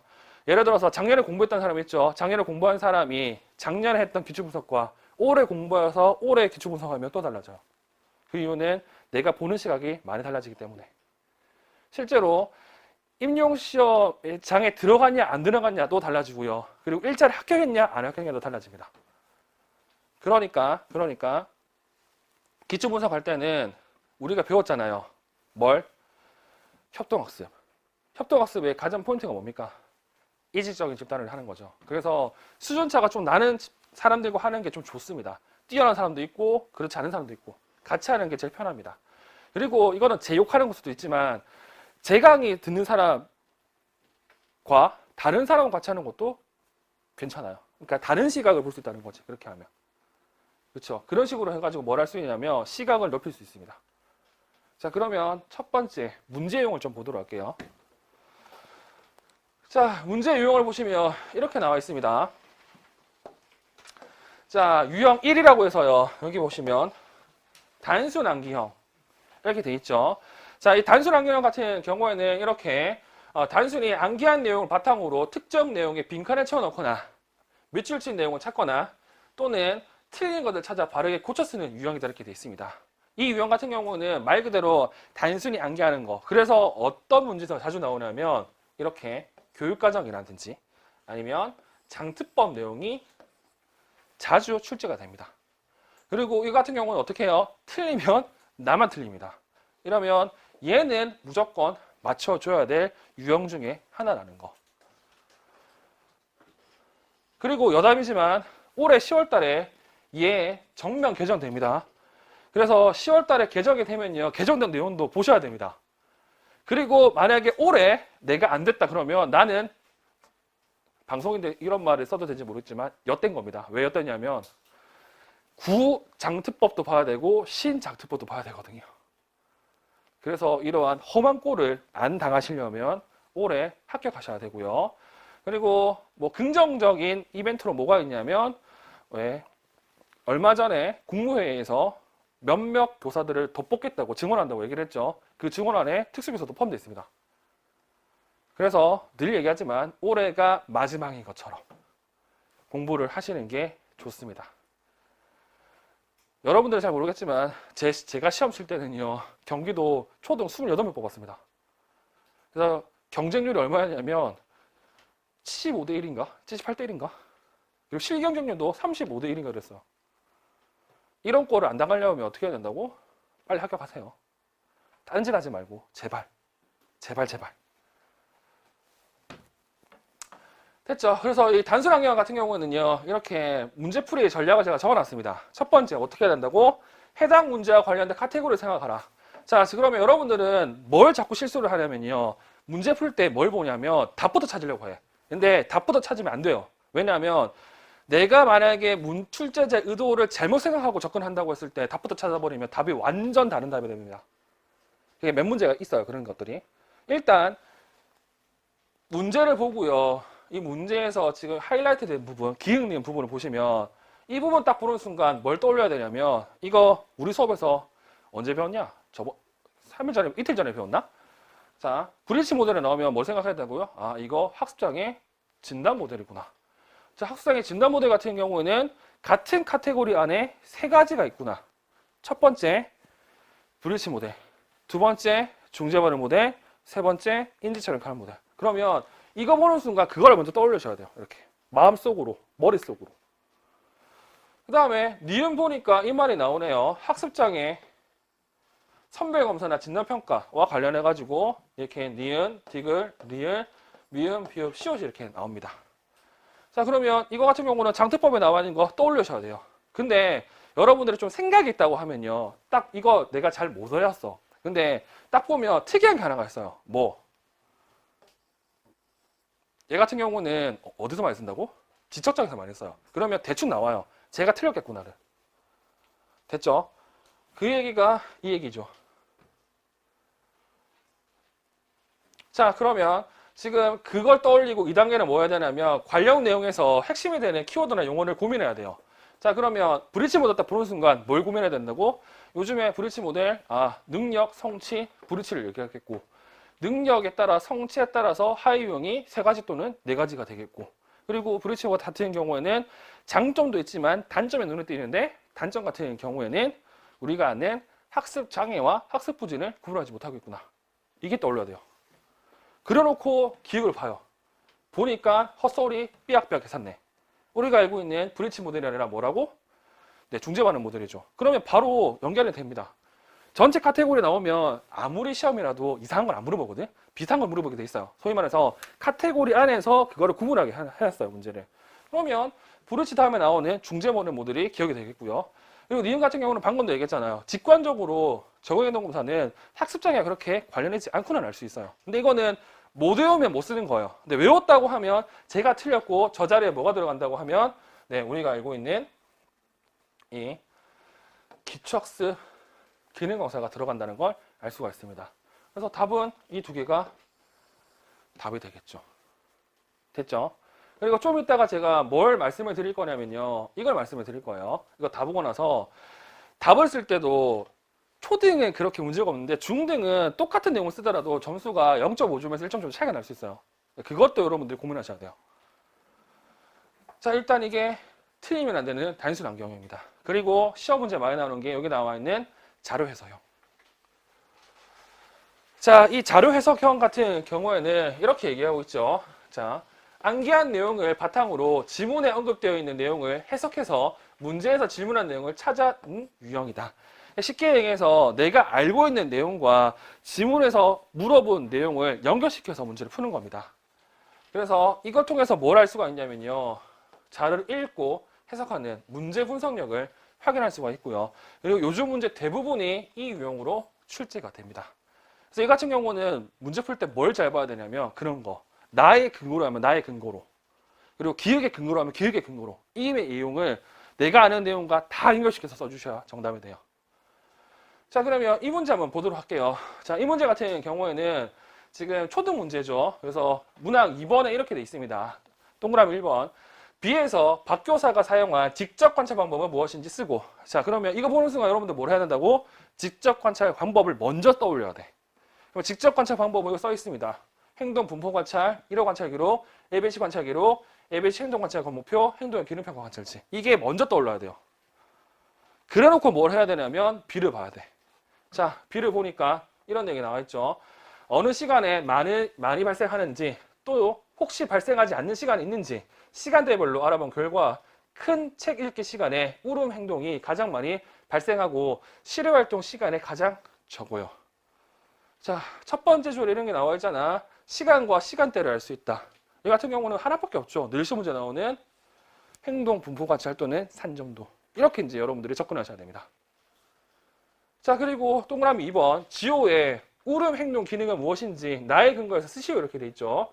자, 이 같은 경우에는 지금 이 문제가 보시면 유특 문제라는 걸 알 수가 있잖아요. 유특 문제이기 때문에 유특만의 내용들이 있어요. 그래서 이거는 초등과 중등은 당연히 다른 시간을 풀 수 있지만 유특 같은 경우는 유아특수교육책에 여기 문제행동의 기능이 우리가 배우는 내용과 다르게 설명이 되어 있거든요. 그 중에서 찾을 수도 있고요. 아니면 내가 초등과 중특이라고 생각한다고 하면 내가 아는 걸 써도 돼. 근데 알다시피 문제행동의 기능과 관련해서는 여러 책에서 여러 학자가 얘기한 기능이 다 다르잖아요. 근데 제가 수업 때 얘기한 것처럼 먼저 생각할 건 선행사건 준재와 관련된 네 가지 기능을 먼저 생각하라고 했어요. 그러면 당연히 이거 보면서 네 가지 기능인 관심 끌기, 회피, 원하는 건 얻기, 감각자가 얻기를 떠올리셔야 돼. 그 다음에 뭘 봐야 되냐면 나를 봐야죠. 자, 나를 보니까 이렇게 우리가 알고 있는 뭐 단순한 AB 설계 형태로 된 게 하나가 나오죠. 보시면 기초선 같은 경우 울음 행동 지속 시간이 높아요. 근데 이 중에서 유아들이 거리두기를 하고 앉아있는 조건 같은 경우는 낮아. 그러면 당연히 박교사가 지호 가까이 있는 조건보다 유아들이 거리두기 하지 않는 행동 조건이 문제행동 발생 빈도가 적어지는 거잖아요. 그러면 여기서 문제에서 뭘 했냐면 나의 근거라고 했어. 근데 이게 진짜 재밌는 게 뭐가 있냐면 문제를 만들 때 이것도 다 고려해서 내요. 이번에 동그라미 1번에서 B 내용 있잖아. 이 B 내용 읽으면 맨 마지막에 뭐가 나오냐면 이게 나옵니다.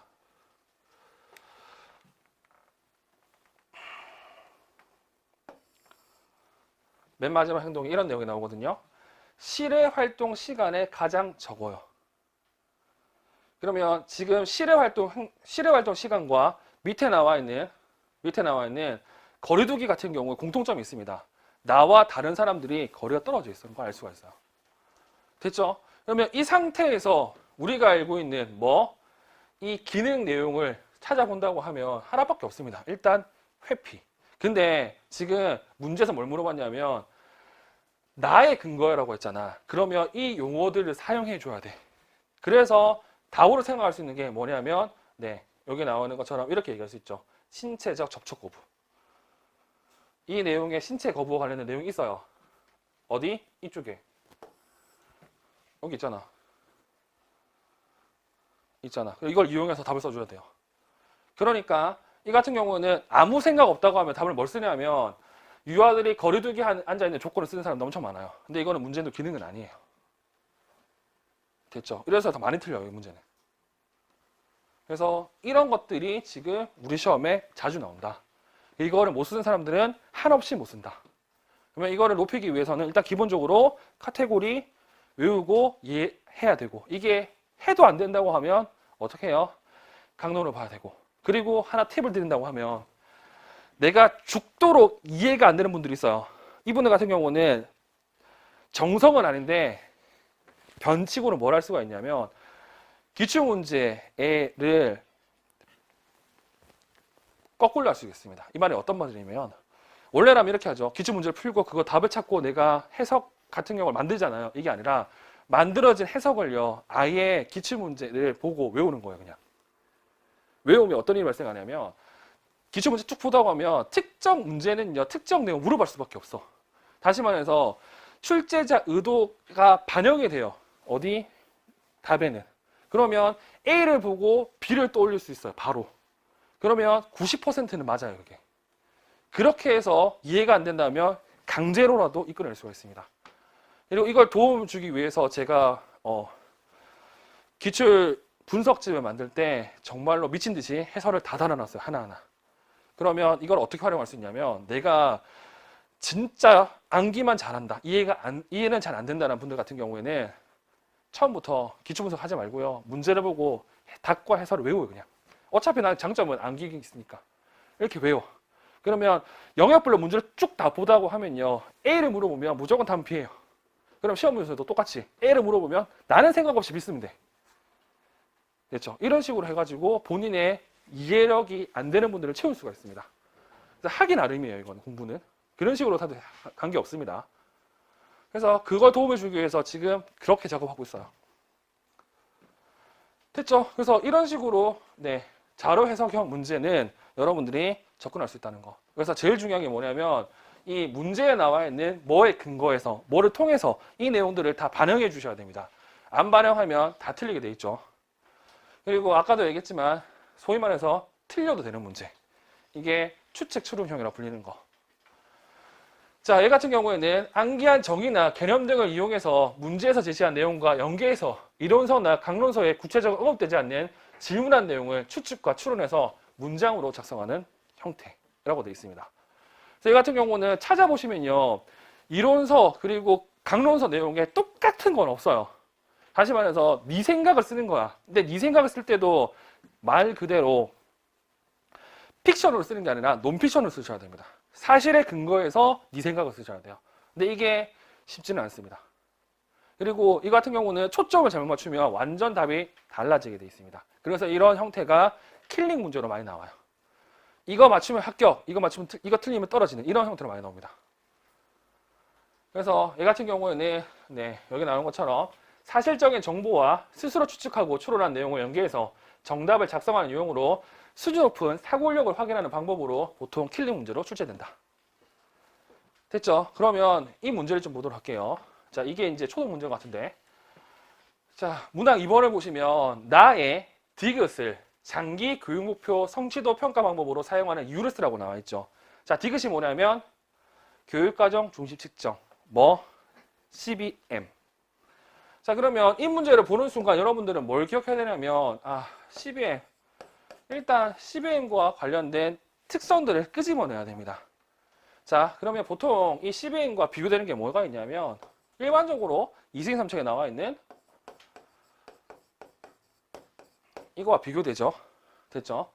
자, 그러면 이 내용들을 여러분들이 떠올릴 수 있을 거예요.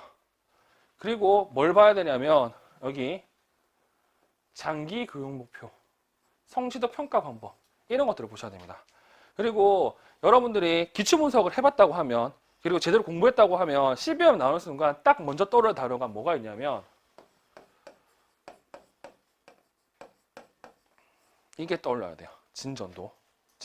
얘는 여러 번의 장기적인 점검을 통해서 진전도를 확인할 수 있거든요. 자, 그러면 이 장기 목표가 떠올리면 아까도 얘기했지만 CBM과 비교되는 게 CR-CBA잖아. 이거 공부해보면 어떤 내용이 나오냐면 CBM은 장기 목적에 초점을 두고 CR-CBA는 단기 목표에 초점을 둔다는 내용이 나와요. 그러면 이거 보는 순간 이거 저기 CBM과 CR-CBA 관련된 내용과 그리고 CBM 특징을 같이 써줘야 되겠다는 걸 알 수가 있어요. 자, 그러면 우리가 알고 있는 CBM은 장기라고 얘기할 때 어떻게 얘기할 수 있다고? 1년이라고 얘기할 수 있죠. 왜요? CBM 보시면 1년 동안의 교육과정을 한 달에 7번 이상 평가하도록 되어 있잖아요. 그러면 이거 보면서 이거 1년이라는 표현이 들어가야 되겠구나를 알 수가 있고요. 그리고 성취도 평가 뭘로 한다고? 진전도 통계를 할 수가 있어요. 그러면 당연히 들어갈 내용은 얘와 이 표현은 들어가야 되겠네. 그리고 이거 두 개를 가지고 여기 나와 있는 이 질문에 대해서 논리적으로 답변해 주시면 됩니다. 이렇게 지속적인 점검을 할 수 있어서 1년간의 학생의 진도들을 점검할 수 있기 때문이다. 이렇게 쓰시면 정답이 됩니다. 근데 이거는 쓰기가 힘들죠. 왜? 지금 얘기하는 걸 여러분들이 한꺼번에 다 떠올려야 돼. 그러니까 외울 때 어떻게 해야 되냐면 제 키워드, 핵심 내용이 뭐냐를 먼저 떠올리셔야 돼요. 그래서 제가 말씀드린 게 있잖아. 일단 중요한 건 정의, 그리고 개념, 그리고 쓸데없는 게 뭐라고? 절차 또는 단계인데 절차 또는 단계 같은 경우에는 나오는 거는 일단 무조건 나와요. 예를 들어서 자기교수라든지 이런 것들은. 그거는 일단 외워야 돼. 나머지 절차 또는 단계 같은 경우는 본인의 판단에 의해서 이거를 외워도 내가 쓰겠냐 못 쓰겠냐 그 기준으로 해서 버릴 건 버려주셔야 됩니다. 왜? 이건 어차피 절차 문제는 아니니까. 이런 형태는. 됐죠? 이게 제가 제시할 수 있는 유형이에요. 그럼 이걸 제시하는 이유가 아까도 얘기했지만 기출 분석을 할 때는 이 유형도 중요하고 그리고 이 유형에 맞게끔 쓰는 것도 중요하기 때문에 이거를 알려드렸고요. 그러면 뭐 처음 보는 사람도 있겠지만 이걸 좀 보도록 할게요. 뭘 볼 거냐면 이게 우리가 알고 있는 유치원과 초등 답안지입니다. 보시면 아시겠지만 이러한 밑줄로 나와 있죠. 그리고 초등 같은 경우는 이 문항 1이라고 해서 하위 문제로 이런 문제들이 나옵니다. 그래서 초등 같은 경우는 별 고민은 없어요. 예를 들어서 1번에서 기억이 뭐냐? 그럼 이렇게 쓰면 돼요. 기억, 땡땡, 뭐. 그리고 이유 쓰라고 하면 3번에서 이유, 땡땡 쭉 쓰시면 됩니다. 그리고 이거 같은 경우는 이 칸 안에만 쓰면 되거든요. 그래서 자는 사용하면 안 되지만 예를 들어서 임의적으로 선 그어도 무방합니다. 무방해요. 그리고 이렇게 그어도 무방합니다. 근데 이렇게 나누면 읽는 사람이 힘들어요. 소위 말해서 가독성이 떨어져요. 그래서 저는 쓸 내용이 많다고 하면 이렇게 줄 꺼서 하라고 합니다. 먼저.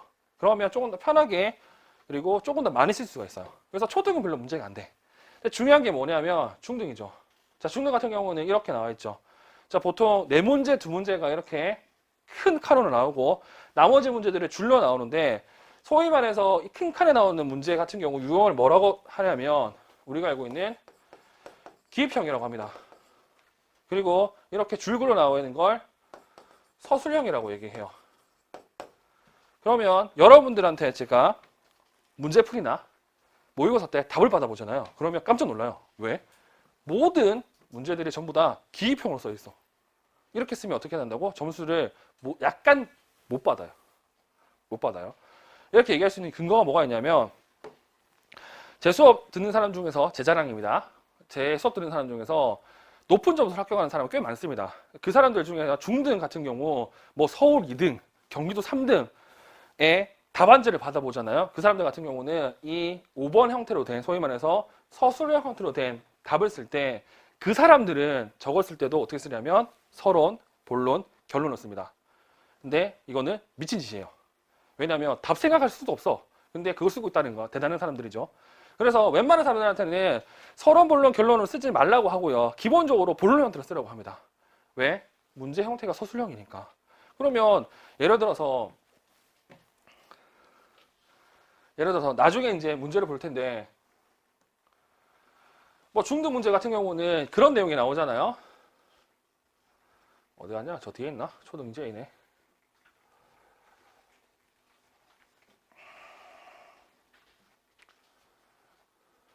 그러면 이렇게 작성 방법이라고 해서 이렇게 박스로 나오는 형태가 나와요. 근데 이 같은 경우는 당연히 이 점들이 뭐가 되냐면 한 문장으로 나와야 돼요. 그러면 방금 봤던 그 줄 칸에 여기 나오는 기역 땡땡, 뭐 니은 땡땡 뭐 이렇게 쓰면 안 된다는 뜻이야. 보통은 저는 어떻게 얘기하냐면 작성 방법에 점들이 있다고 하면 이 점들을 한 문장으로 만들으라고 해요. 근데 문장을 만들 때도 어떻게 우리가 교육학이나 교준논술을 얘기한 것처럼 문장의 연결성, 구조를 통해서 만들어줘야 되잖아요. 그렇기 때문에 편하게 쓸 거라고 하면 먼저 가의 기획은 그리고 다음으로 나의 뭐는 이렇게 쓸 수가 있습니다. 문단으로. 그리고 이것도 힘들다. 그러면 첫째 뭐, 둘째 뭐, 셋째 뭐 이렇게 쓰라고 해요. 이렇게 쓰면 그나마 문장의 형식이 갖춰지기 때문에 문단의 형식이 갖춰지기 때문에 서술형처럼 답변하는 거예요. 근데 이렇게 쓰라고 하는 이유가 뭐냐면 문제 형태가 서술형이잖아. 그렇죠? 근데 이거를 기입형으로 쓴다? 이러면 좀 문제가 있는 거지. 그래서 이와 관련해서 교육과제 평가원에 계속 물어봐요. 수험생들이. 이거 답 어떻게 써야 되냐고. 근데 답변을 안 해줘요. 근데 제 경험상 똑같은 내용을 방금 얘기한 것처럼 서술형 문제를 기입형으로 쓰시면 그렇게 점수는 차이가 안 나지만 전체 점수로는 한 0.5에서 1점 정도 차이가 나요. 근데 알다시피 최종 점수가 어떻게 떨어진다고? 0.33으로 떨어져요. 그리고 그게 아까우면 쉬었다가 두 번째, 세 번째, 네 번째 관련된 내용을 그래서 뭐가 필요하다고요? 유형도 확인해 보셔야 돼요. 됐죠?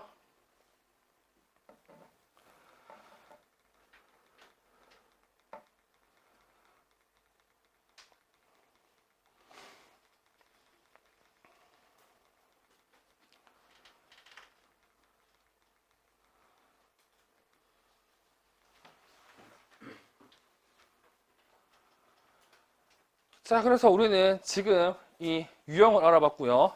자, 이제 뭘 볼 거냐면 방금 봤던 기출 분석 방법 두 번째 내용인 지문과 문학에 언급된 내용에 대해서 찾아보아라 이렇게 된 부분을 보도록 하겠습니다. 이 같은 경우에는 문제를 보면서 보는 게 더 좋기 때문에 유치원 교육과정 A의 1번 문제를 좀 살펴보도록 할게요. 이렇게 돼 있죠. 자, 1번 문제를 보시면 일단 첫 번째 나와 있는 1. 다음은 유아 특수교사, 최교사가 통화학급 김교사와 나눈 대화의 일부이다. 물음에 답하시오 이렇게 돼 있죠. 자, 유치원, 초등 같은 경우는 이게 별로 문제가 되지 않지만 중등 같은 경우에는 소위 말해서 이 지문 또한 중요하게 여겨지는 문제가 몇 문제씩 있습니다. 그래서 이 같은 경우도 꼭 무조건 읽어보시는 걸 추천해 드리고요. 자, 그러면 문제를 볼 때 어떻게 봐야 되냐면 지금 보는 것처럼 이걸 다 읽고 이거 보면 자폭이에요. 어떻게 봐야 된다? 이거 읽고 이거 관련된 내용을 보는데 만약에 이 내용 중에서 관련된 내용이 별로 없거나 조금 더 모자라다 하면 그때는 다 보셔야 돼요. 근데 처음부터 이걸 다 본다? 그러면 망하는 지름길입니다. 무슨 말인지 아시겠죠? 자, 그러면 문학 1번을 좀 보도록 하겠습니다. 문학 1번을 보니까 18년에 캐스트에서 제시한 보편적 학습 설계 원리 중 기획에 관한 원리를 찾으라 이렇게 돼 있습니다. 자, 그러면 기획 내용 같은 경우는 알다시피 여기 나와 있는 보편적 학습 설계와 관련된 내용 중에 하나라는 걸 알 수가 있죠. 자, 그러면 일단 오늘은 문제보다는 전반적으로 분석을 해봐야 되니까 그러면 이 내용에 어떤 식으로 구성이 되는지 살펴보도록 할게요. 자, 최 교사 오늘 활동은 어땠어요? 김 교사 발달 지체 유아 나은이가 언어 발달이 늦어 활동에 잘 참여하지 못했어요. 동물 이름 말하기 활동은 보편적 학습 설계를 적용하여 계획하면 어떤가요? 그래서 문학에서도 바로 뭐가 나온다? 보편적 학습 설계라는 내용이 나오죠. 그럼 여러분들이 기출 분석을 할 때는 뭘 봐야 되냐면 이와 관련된 내용을 찬찬히 살펴봐야 되겠죠. 자, 그러면 먼저 보편적 학습 설계 같은 경우 우리가 알고 있는 보편적 설계에서 나왔죠. 자, 보편적 설계에서 보편적 학습 설계가 나왔고 이 보편적 학습 설계 같은 경우에는 정의 또는 목적에 그런 내용이 나와 있습니다. 학습 전문가 양상을 목적으로 우리가 알고 있는 다양한 표상의 제공 그리고 다양한 방식의 행동과 표현 수단 제공 그리고 학습 참여 제공 이 세 가지를 제공하고 그리고 이걸 통해서 뭘 한다? 교육과정을 평가하는 준거 틀이라고 보편적 학습 설계의 목적 또는 개념을 언급하고 있습니다. 그래서 그 내용을 여러분들이 이쪽에서 찾아보셔야 돼요. 그리고 문제에서 물어봤던 세 가지 원리 중에서 하나를 찾아야 되는데 알다시피 세 가지 원리는 표상 그리고 행동과 표현 수단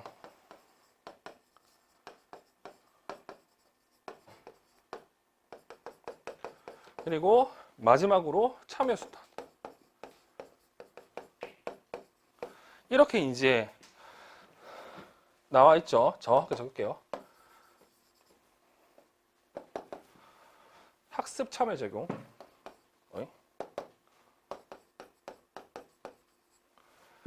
자, 그러면 이거 같은 경우에는 기본적으로 표상 같은 경우 제가 수업 때도 얘기한 것처럼 이거 같은 경우는 학생에게 어떤 식으로 제공할 것이냐 그러니까 인풋과 관련이 있고요. 행동과 표현 수단 제공 같은 경우는 학생이 알고 있는 걸 어떻게 표현시킬 것이냐 그게 이제 아웃풋과 관련이 있죠. 그리고 학습 참여 제공 같은 경우에는 말 그대로 동기와 흥미를 어떤 식으로 유발할 것이냐와 관련이 있습니다.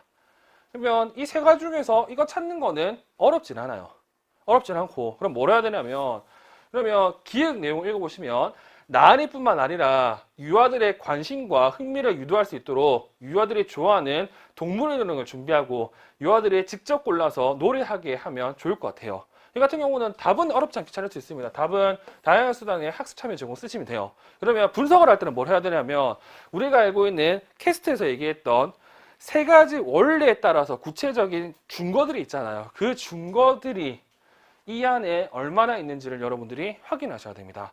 그러면 그걸 알기 위해서는 여러분들이 해야 될 건 캐스트가 얘기했던 세 가지 원리에 해당하는 1번부터 9번까지의 내용 능력이 된다고 한다고 하면 1.1, 1.2 이런 내용들까지도 여러분들이 외우셔야 되겠죠. 왜? 여기 그 내용이 나와 있으니까. 됐죠? 자, 그리고 2번. 자, 니은 교수 전략의 장점 두 가지를 쓰라고 나오는데, 자, 니은 교수 전략 보도록 할게요. 자, 일단 이거는 분석할 거니까 다 읽어볼게요. 다른 유의사항이 있을까요? 네, 모든 문제를 해결하기는 어렵지만 나은이가 재미있게 놀이활동을 할 수 있게 하면 될 것 같아요. 그리고 나은이의 개별화 교육 목표는 선생님이 모든 일과 중에서 포함시켜 지도할 수 있어요. 자, 이 같은 경우에는 여러분이 공부를 하셨다면 딱 눈에 띄는 표현이 하나가 있어요. 뭐 학습 목표, 이거를 하루 일과 중에서 포함시켜서 지도하는 거. 그러면 아까도 얘기했지만 이거 보는 순간 여러분들이 떠올려야 될 건 답을 찾는 게 아니라 저거와 관련된 카테고리를 찾는 거예요. 자, 그러면 일단 이거 보면서 떠올릴 수 있는 게 뭐가 있냐면, 일단은 유특이기 때문에 먼저 떠올려야 될 건 뭐가 있냐면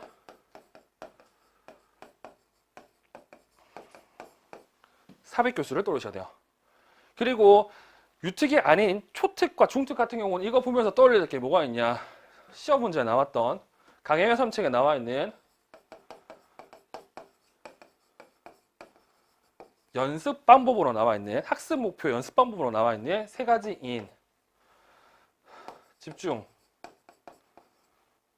시도 또는 집중 연습, 그리고 간격 시도, 간격 연습, 그리고 분산 시도, 분산 연습이라는 개념을 떠오셔야 됩니다. 그리고 공부를 더 했다고 하면 여기 나와 있는 이 개념이 지적장애에서는 이렇게 나오죠. 궁극적 기능상의 기준을 달성하기 위한 여러 가지 효과 중에서 뭐가 나온다? 분산 시도가 나옵니다. 그러면 이걸 보는 순간 여러분 떠올려야 될 건 이 세 가지 떠올리셔야 돼요. 이 세 가지는. 그래 놓고 뭐 해야 된다? 이게 아는 걸 지워 나가야 됩니다. 그러면 누가 보더라도 택도 없는 건 뭐냐면, 왜 여기 지적장애 관련된 거 하나도 없고요. 뭐 얘의 뭐 최소 제한 환경과 뭐 얘 기능적 기술 얘기 하나도 없잖아요. 그러니까 얘는 지워줘야 돼요. 남아 있는 건 이 두 가지인데, 제가 수업 때도 말씀드린 것처럼 기출 문제를 풀어다 보면요, 답이 이것들이 되기 위해서는 소위 말해서 큐들을 줍니다. 어떤 큐들을 줄 거냐면 작년 시험 문제처럼 이렇게 연습 방법이라고 대놓고 얘기하든가, 아니면 이 안에 어떤 애들이 나오냐면 얘네들 친구들이 나올 거예요. 근데 지금은 그런 내용이 하나도 없잖아. 단순히 분산 시도의 정의의 일부가 포함되어 있어요. 근데 그러면 분산 시도 쓰기에는 소위 말해서 근거가 부족해. 그러면 일반화와 관련된 단순한 삽입교수가 아무래도 정답이 될 것 같고, 그리고 문제를 보니 삽입교를 쓰는 건 아니야. 뭘 써야 된다고? 이 니은의 장점을 쓰라고 하잖아요. 그러면 어차피 지금 여기 나와 있는 집중, 간격, 분산 같은 경우는 장점이 나와 있는 내용은 없어요. 해봤자 학습 단계만 나와 있지. 그러면 답은 삽입교수겠지. 그러면 삽입교수 장점 쓰시면 됩니다. 삽입교수의 장점, 책에 찾아보면 세 가지가 나와요. 그 세 가지 중에서 일단 한 가지만 기억하면 되지. 뭐 일반화. 이렇게 이제 답을 찾아가시면 되겠죠.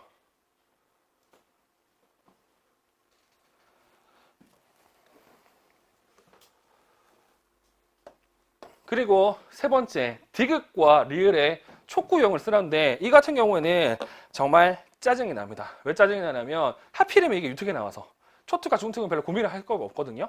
일단 여기서 기억할 건 뭐다? 여기 나와 있는 촉구 유형이에요. 자, 그러면 디귿과 리을을 좀 보도록 할게요. 자, 디귿 어흥이라고 말한다. 그리고 리을 호랑이 동작을 보인다, 이렇게 돼 있죠. 그러면 이것만으로도 정보가 부족하니까 아래 위 내용 읽어봐야 돼요. 자, 아래 내용 읽어보니까 자유노래 시간에 유아들이 동물 인형에 관심을 보이고 놀이 활동에 열중할 때 나은이에게 동물 이름을 말하게 할 거예요. 그러니까 친구들은 뭐 한다고? 네, 열심히 자유노래 시간에 동물을 가지고 노는데 얘한테는 동물 이름을 물어보겠다는 뜻이죠. 자, 예를 들어 그건 뭐라고 물어보고 호랑이라고 대답하면 잘했다고 칭찬을 해요. 자, 그러면 소위 말해서 질문과 대답, 이거를 다른 식으로 표현하면 자극과 반응으로 표현할 수 있죠. 그럼 자극이 뭐예요? 이건 뭐야? 그럼 반응은 뭐예요? 호랑이라고 대답하는 겁니다.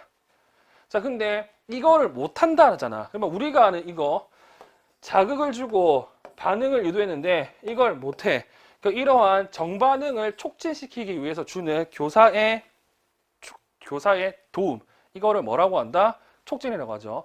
그러면 이 촉진을 지금 종류를 쓰는 거겠지.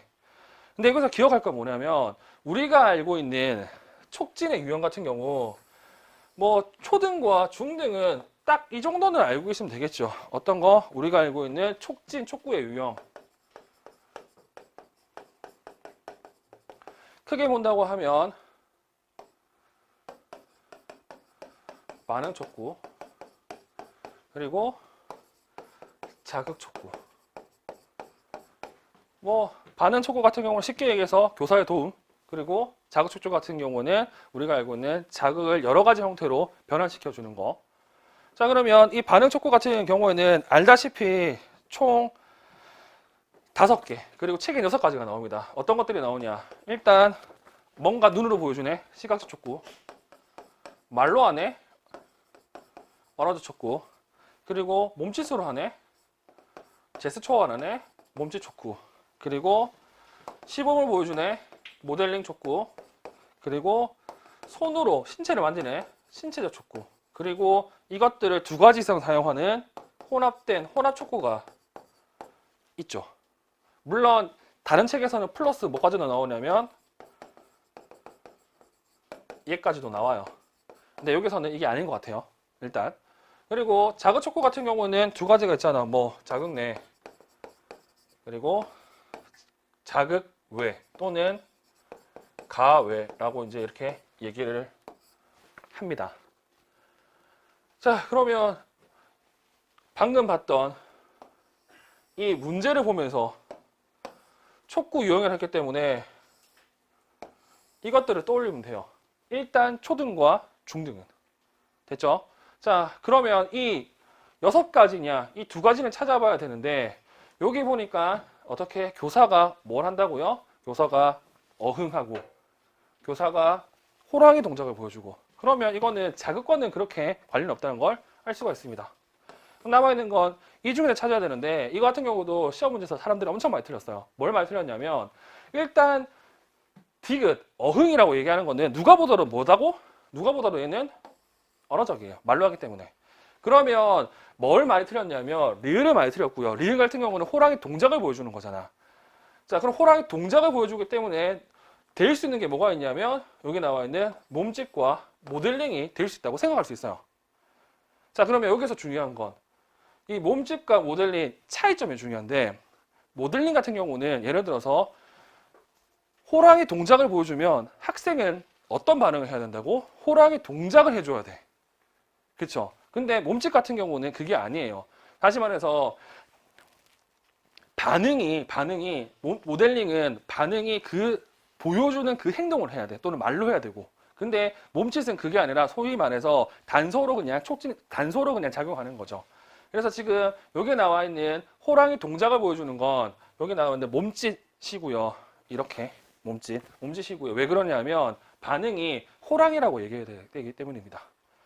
그래서 이 문제 같은 경우는 사람들이 꽤 많이 틀렸어요. 뭘 많이 썼다고? 모델링을 써서. 그러니까 답을 찾으려고 할 때 답부터 쓰는 게 아니라 지금처럼 지워나가야 이게 왜 답이 안 되는지를 얘기할 수 있어요. 됐죠? 그리고 여기서 더 중요한 게 뭐가 있냐면 이제 소위 말해서 풀이와 분석의 그 어디쯤이 되겠는데, 그러면 지금 이 교사가 나에게 한 촉진의 종류를 물어보면 또는 유형을 물어보면 뭐라고 대답해야 되냐면 혼합된 촉구라고 대답해야 돼요. 지금처럼 디귿과 리을을 안 나눠 놓으면 2개를 썼기 때문에 이렇게까지 볼 수 있어요. 그리고 하나 더, 이거는 초등도 알면 좋지만 일반적으로는 초등은 뭐 기출문제 얘기할 때 얘기하겠지만 일단 유특은 무조건 알아야 될 내용이고요. 뭐가 있냐면 촉진의 종류 및 적용 방법이라고 해가지고 우리는 총 6가지 내용을 알고 있습니다. 뭐가 있냐면 언어적 촉진, 그리고 시범, 그리고 신체적, 그리고 공간적, 그리고 시각적, 그리고 단서 촉진이라는 게 있어요. 근데 이거는 초등은 알아되고 중등은 알아되고 몰라되고. 자, 그러면 이거 만약에 이걸로 저 문제를 살펴보았을 때 지금 여기 나와 있는 디귿과 리는 뭐가 되냐면 맨 마지막에 있는 단수 촉진이 됩니다. 그러니까 이게 똑같은 내용이라도 카테고리에 따라서 그리고 보는 시각에 따라서 저거를 해석할 여지가 커요. 이거를 어떻게 해야 된다고? 기출 분석 때 해보셔야 돼요. 그렇게 해야 뭐가 된다고요? 여러분들이 시각이 넓어집니다. 그러니까 이렇게 해가지고 뭘 할 수 있다고요? 내가 가지고 있는 자료 중에서 이거를 다 확인해 보셔야 됩니다.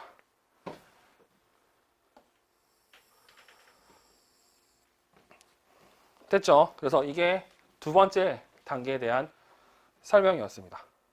이 작업을 어떻게 해야 된다고? 될 수 있는 대로 다 해보셔야 돼요. 여러분이 가지고 있는 기출 문제를 다. 능력이 된다고 하면 어디까지? 선택형 문제까지. 그리고 더 능력이 된다고 하면 2009년 이전에 2002년부터 2009년까지 전에 문제가 있거든요. 그 문제도 이렇게 풀어보는 것도 나쁘진 않습니다. 근데 그 문제까지 풀려고 한다고 하면 전국 1등 할 사람이야. 대신 여러 개 됐을 때는 2009년 선택형 문제까지 여러분들이 푸는 걸 추천해 드립니다. 현재 선택형 문제에서 서답형으로 다시 출제되는 게 꽤 많기 때문에 그래요. 그러면 아까 얘기한 것처럼 그 문제를 보면요. 이 개념을 물어보겠다는 바로 유추가 가능하거든요. 그래서 예전 기출 문제를 풀어낸 겁니다. 이렇게 내가 가지고 있는 자료 그리고 내가 만들 자료에 이런 내용들을 다 어떻게 해요? 정리하시면 돼요. 그래서 무조건 서브노트 단권화 자료 같은 경우에는 기출 분석을 한 다음에 만드셔야 됩니다. 그러면 이것도 고민해야 될 게 이런 식으로 다 정리하다 보면요. 어떤 거는 적게 나오고 어떤 거는 많이 나오거든요. 자, 그럼 여기서 판단을 해야 돼요. 어떤 판단을 해야 되냐면 내가 만들어 보니까 너무 많이 나올 것 같아. 또는 내가 만들다 보니까 내가 못 외울 것 같아. 그러면 과감하게 이 단계에서 버리는 것도 나쁘진 않습니다. 왜? 어차피 넣어놓으면 내가 못 외울 거거든. 그러니까 이때부터 뭘 해야 된다고요? 본인의 선별을 하셔야 됩니다. 이거 많이 나오니까 무조건 넣어야 되고 적게 나오는데 요즘은 잘 안 나와. 그러면 없애야 되고. 이런 식으로 해가지고 분량을 조절하셔야 돼요. 그리고 맨 마지막에 뭘 해야 된다고요? 이렇게 정리한 자료에다가 방금 보여드렸던 대로 빈도를 표시하는 게 제일 좋습니다. 빈도를 표시하면 나중에 볼 때 효율적으로 볼 수 있어요. 자, 어떻게 볼 수가 있냐?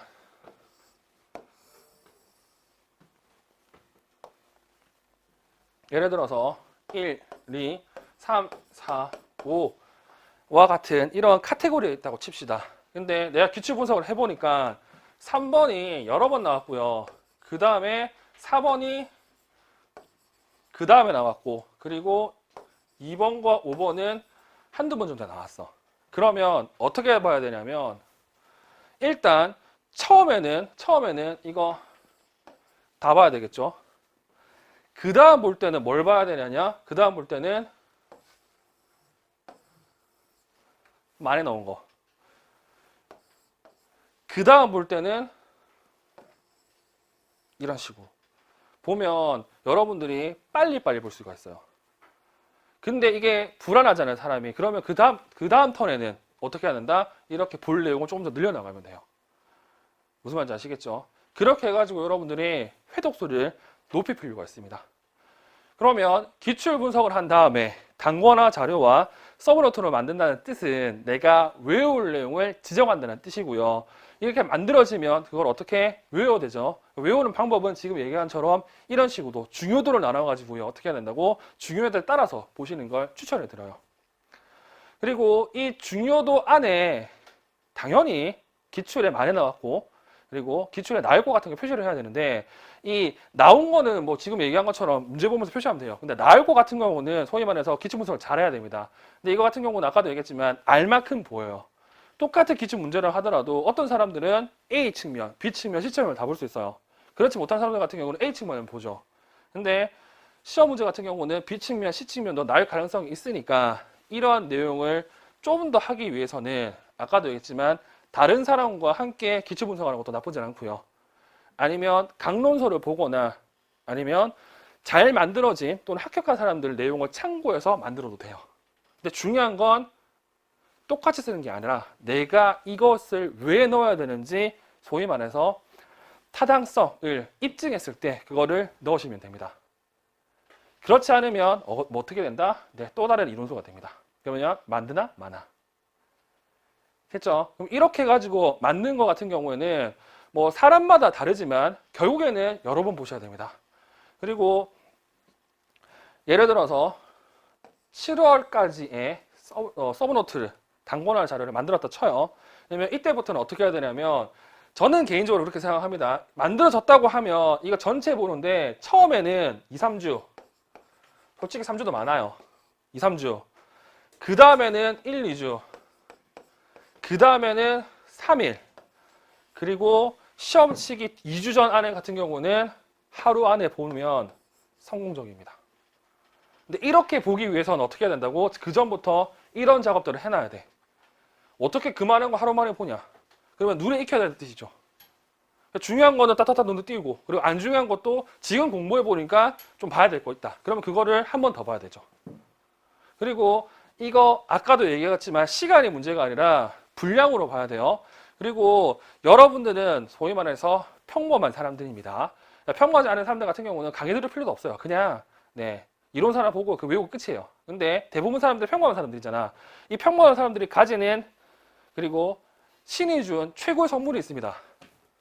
뭐? 망각. 다시 말해서 잊어버리는 거. 자, 이 기억이 안 난다고 얘기를 하잖아요. 그래서 저는 얘기해요. 어차피 공부할 때 처음에는 이해하려고 빡세게 봅니다. 근데 이거를 나중에도 빡세게 본다? 어차피 기억 못해요. 뭐 어떻게 한다고? 여러 번 빨리 보는 게 100번 나아요. 그래야 계속적으로 기억을 할 거니까. 그래서 처음 이해하기 위해서 한 번 정도는 특정 과목을 뭐 하루 이틀 보는 거는 말리지 않을 거예요. 그래서 아까도 얘기했지만 첫 번째는 뭐 2, 3주 걸릴 수 있어요. 근데 그 다음부터는 최대한 빨리 많이 보는 걸 추천해 드립니다. 그리고 전체적으로 보면 많이도 못 봐요. 그러니까 지금 얘기한 것처럼 중요도에 따라서 여러 번 이렇게 보는 걸 말씀을 드렸고요.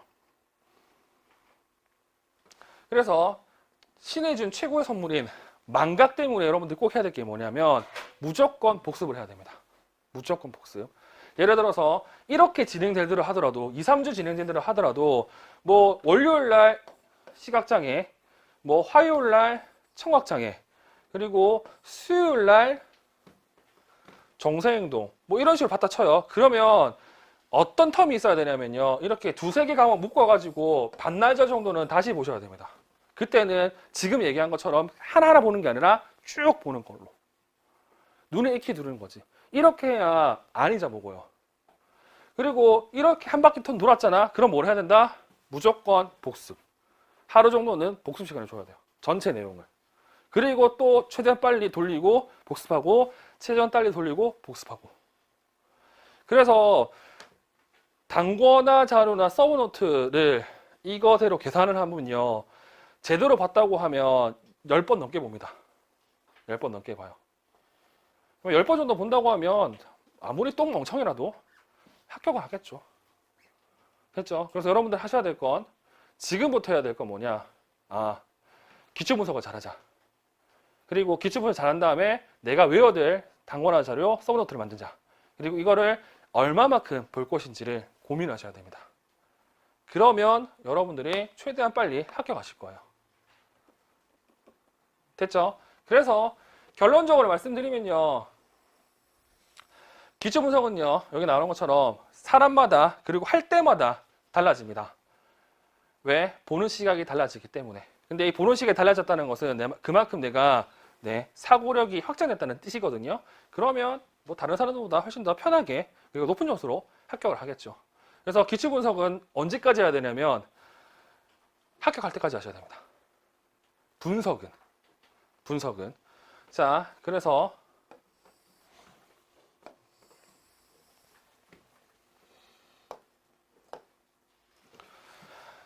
자, 시기를 본다면 1, 2월 그리고 3, 6월 그리고 7에서 10이라고 칩시다. 그러면 우리 수업 같은 경우는 1, 2월 달에 뭘 했냐면 해당 내용을 배우고요. 작년에 뭐가 나온지 확인했어요. 그게 딱 이거예요. 기출 확인한 거. 그리고 3, 6월부터는 뭘 한다고? 기출 풀이를 할 겁니다. 풀이를 할 거예요. 이 풀이는 처음이기 때문에 빡세게 볼 거예요. 그 다음에 여러분들 해야 될 건 뭐냐면 이제 풀이를 보면서 점점 분석을 하게 될 텐데 이 분석을 할 때 첫 번째는 뭐 어떻게 해야 되냐면 영역별로 하셔야 됩니다. 그래야 아까 얘기했던 이 개념에서는 이걸 물어본다를 한눈에 볼 수 있어요. 그리고 이걸 끝나잖아요. 끝나면 보통 언제 끝나냐면 6월에 7월 끝나요. 그러면 어떻게 해야 되느냐? 노는 게 아니라 또 기출문제를 봅니다. 기출문제 볼 때 이때는 방법이 두 가지가 있어요. 첫 번째, 내가 영역별 해보니까 내가 아직 부족해. 그러면 한 번 더 안 해도 돼요. 한 번 더 해도 됩니다. 그리고 내가 해봤다. 그러면 이걸 보셔야 됩니다. 연도별로. 연도별로. 그리고 이렇게 하면 거의 막바지에 이제 오거든요. 뭐 시험이 한 달 안쪽에 남는데 이때도 네, 뭘 해야 된다고? 기출분석은 놓치면 안 됩니다. 근데 이때 같은 경우는 답을 보는 게 아니라 예를 들어서 요즘 책이 나왔는데 요즘 책에서 기존에 있던 기출문제에서 물어봤던 개념과 비슷하거나 새로운 개념이 나온다. 그거를 확인해 보셔야 돼요. 무슨 말인지 아시겠죠? 그래서 기출문제 같은 경우는 추천을 해드리는 건 최소한 3번, 많이 보면 5번 정도를 여러분들이 기출분석을 하셔야 됩니다. 됐죠? 그래야 여러분들이 합격할 수 있고요. 그리고 만약에 올해 안 된다, 또 하셔야 됩니다. 될 때까지 하셔야 됩니다. 그러면 어떤 일이 발생하느냐? 2006년 3번 문제는 이거, 2020년 문제는 이거 외웁니다. 그리고 외울 때도 번호만 외우는 게 아니라 이 정도까지 지문에 어떤 내용이 나올까지 외우잖아요. 그러면 합격해요. 그렇게까지 여러분들이 하시면 될 것 같습니다.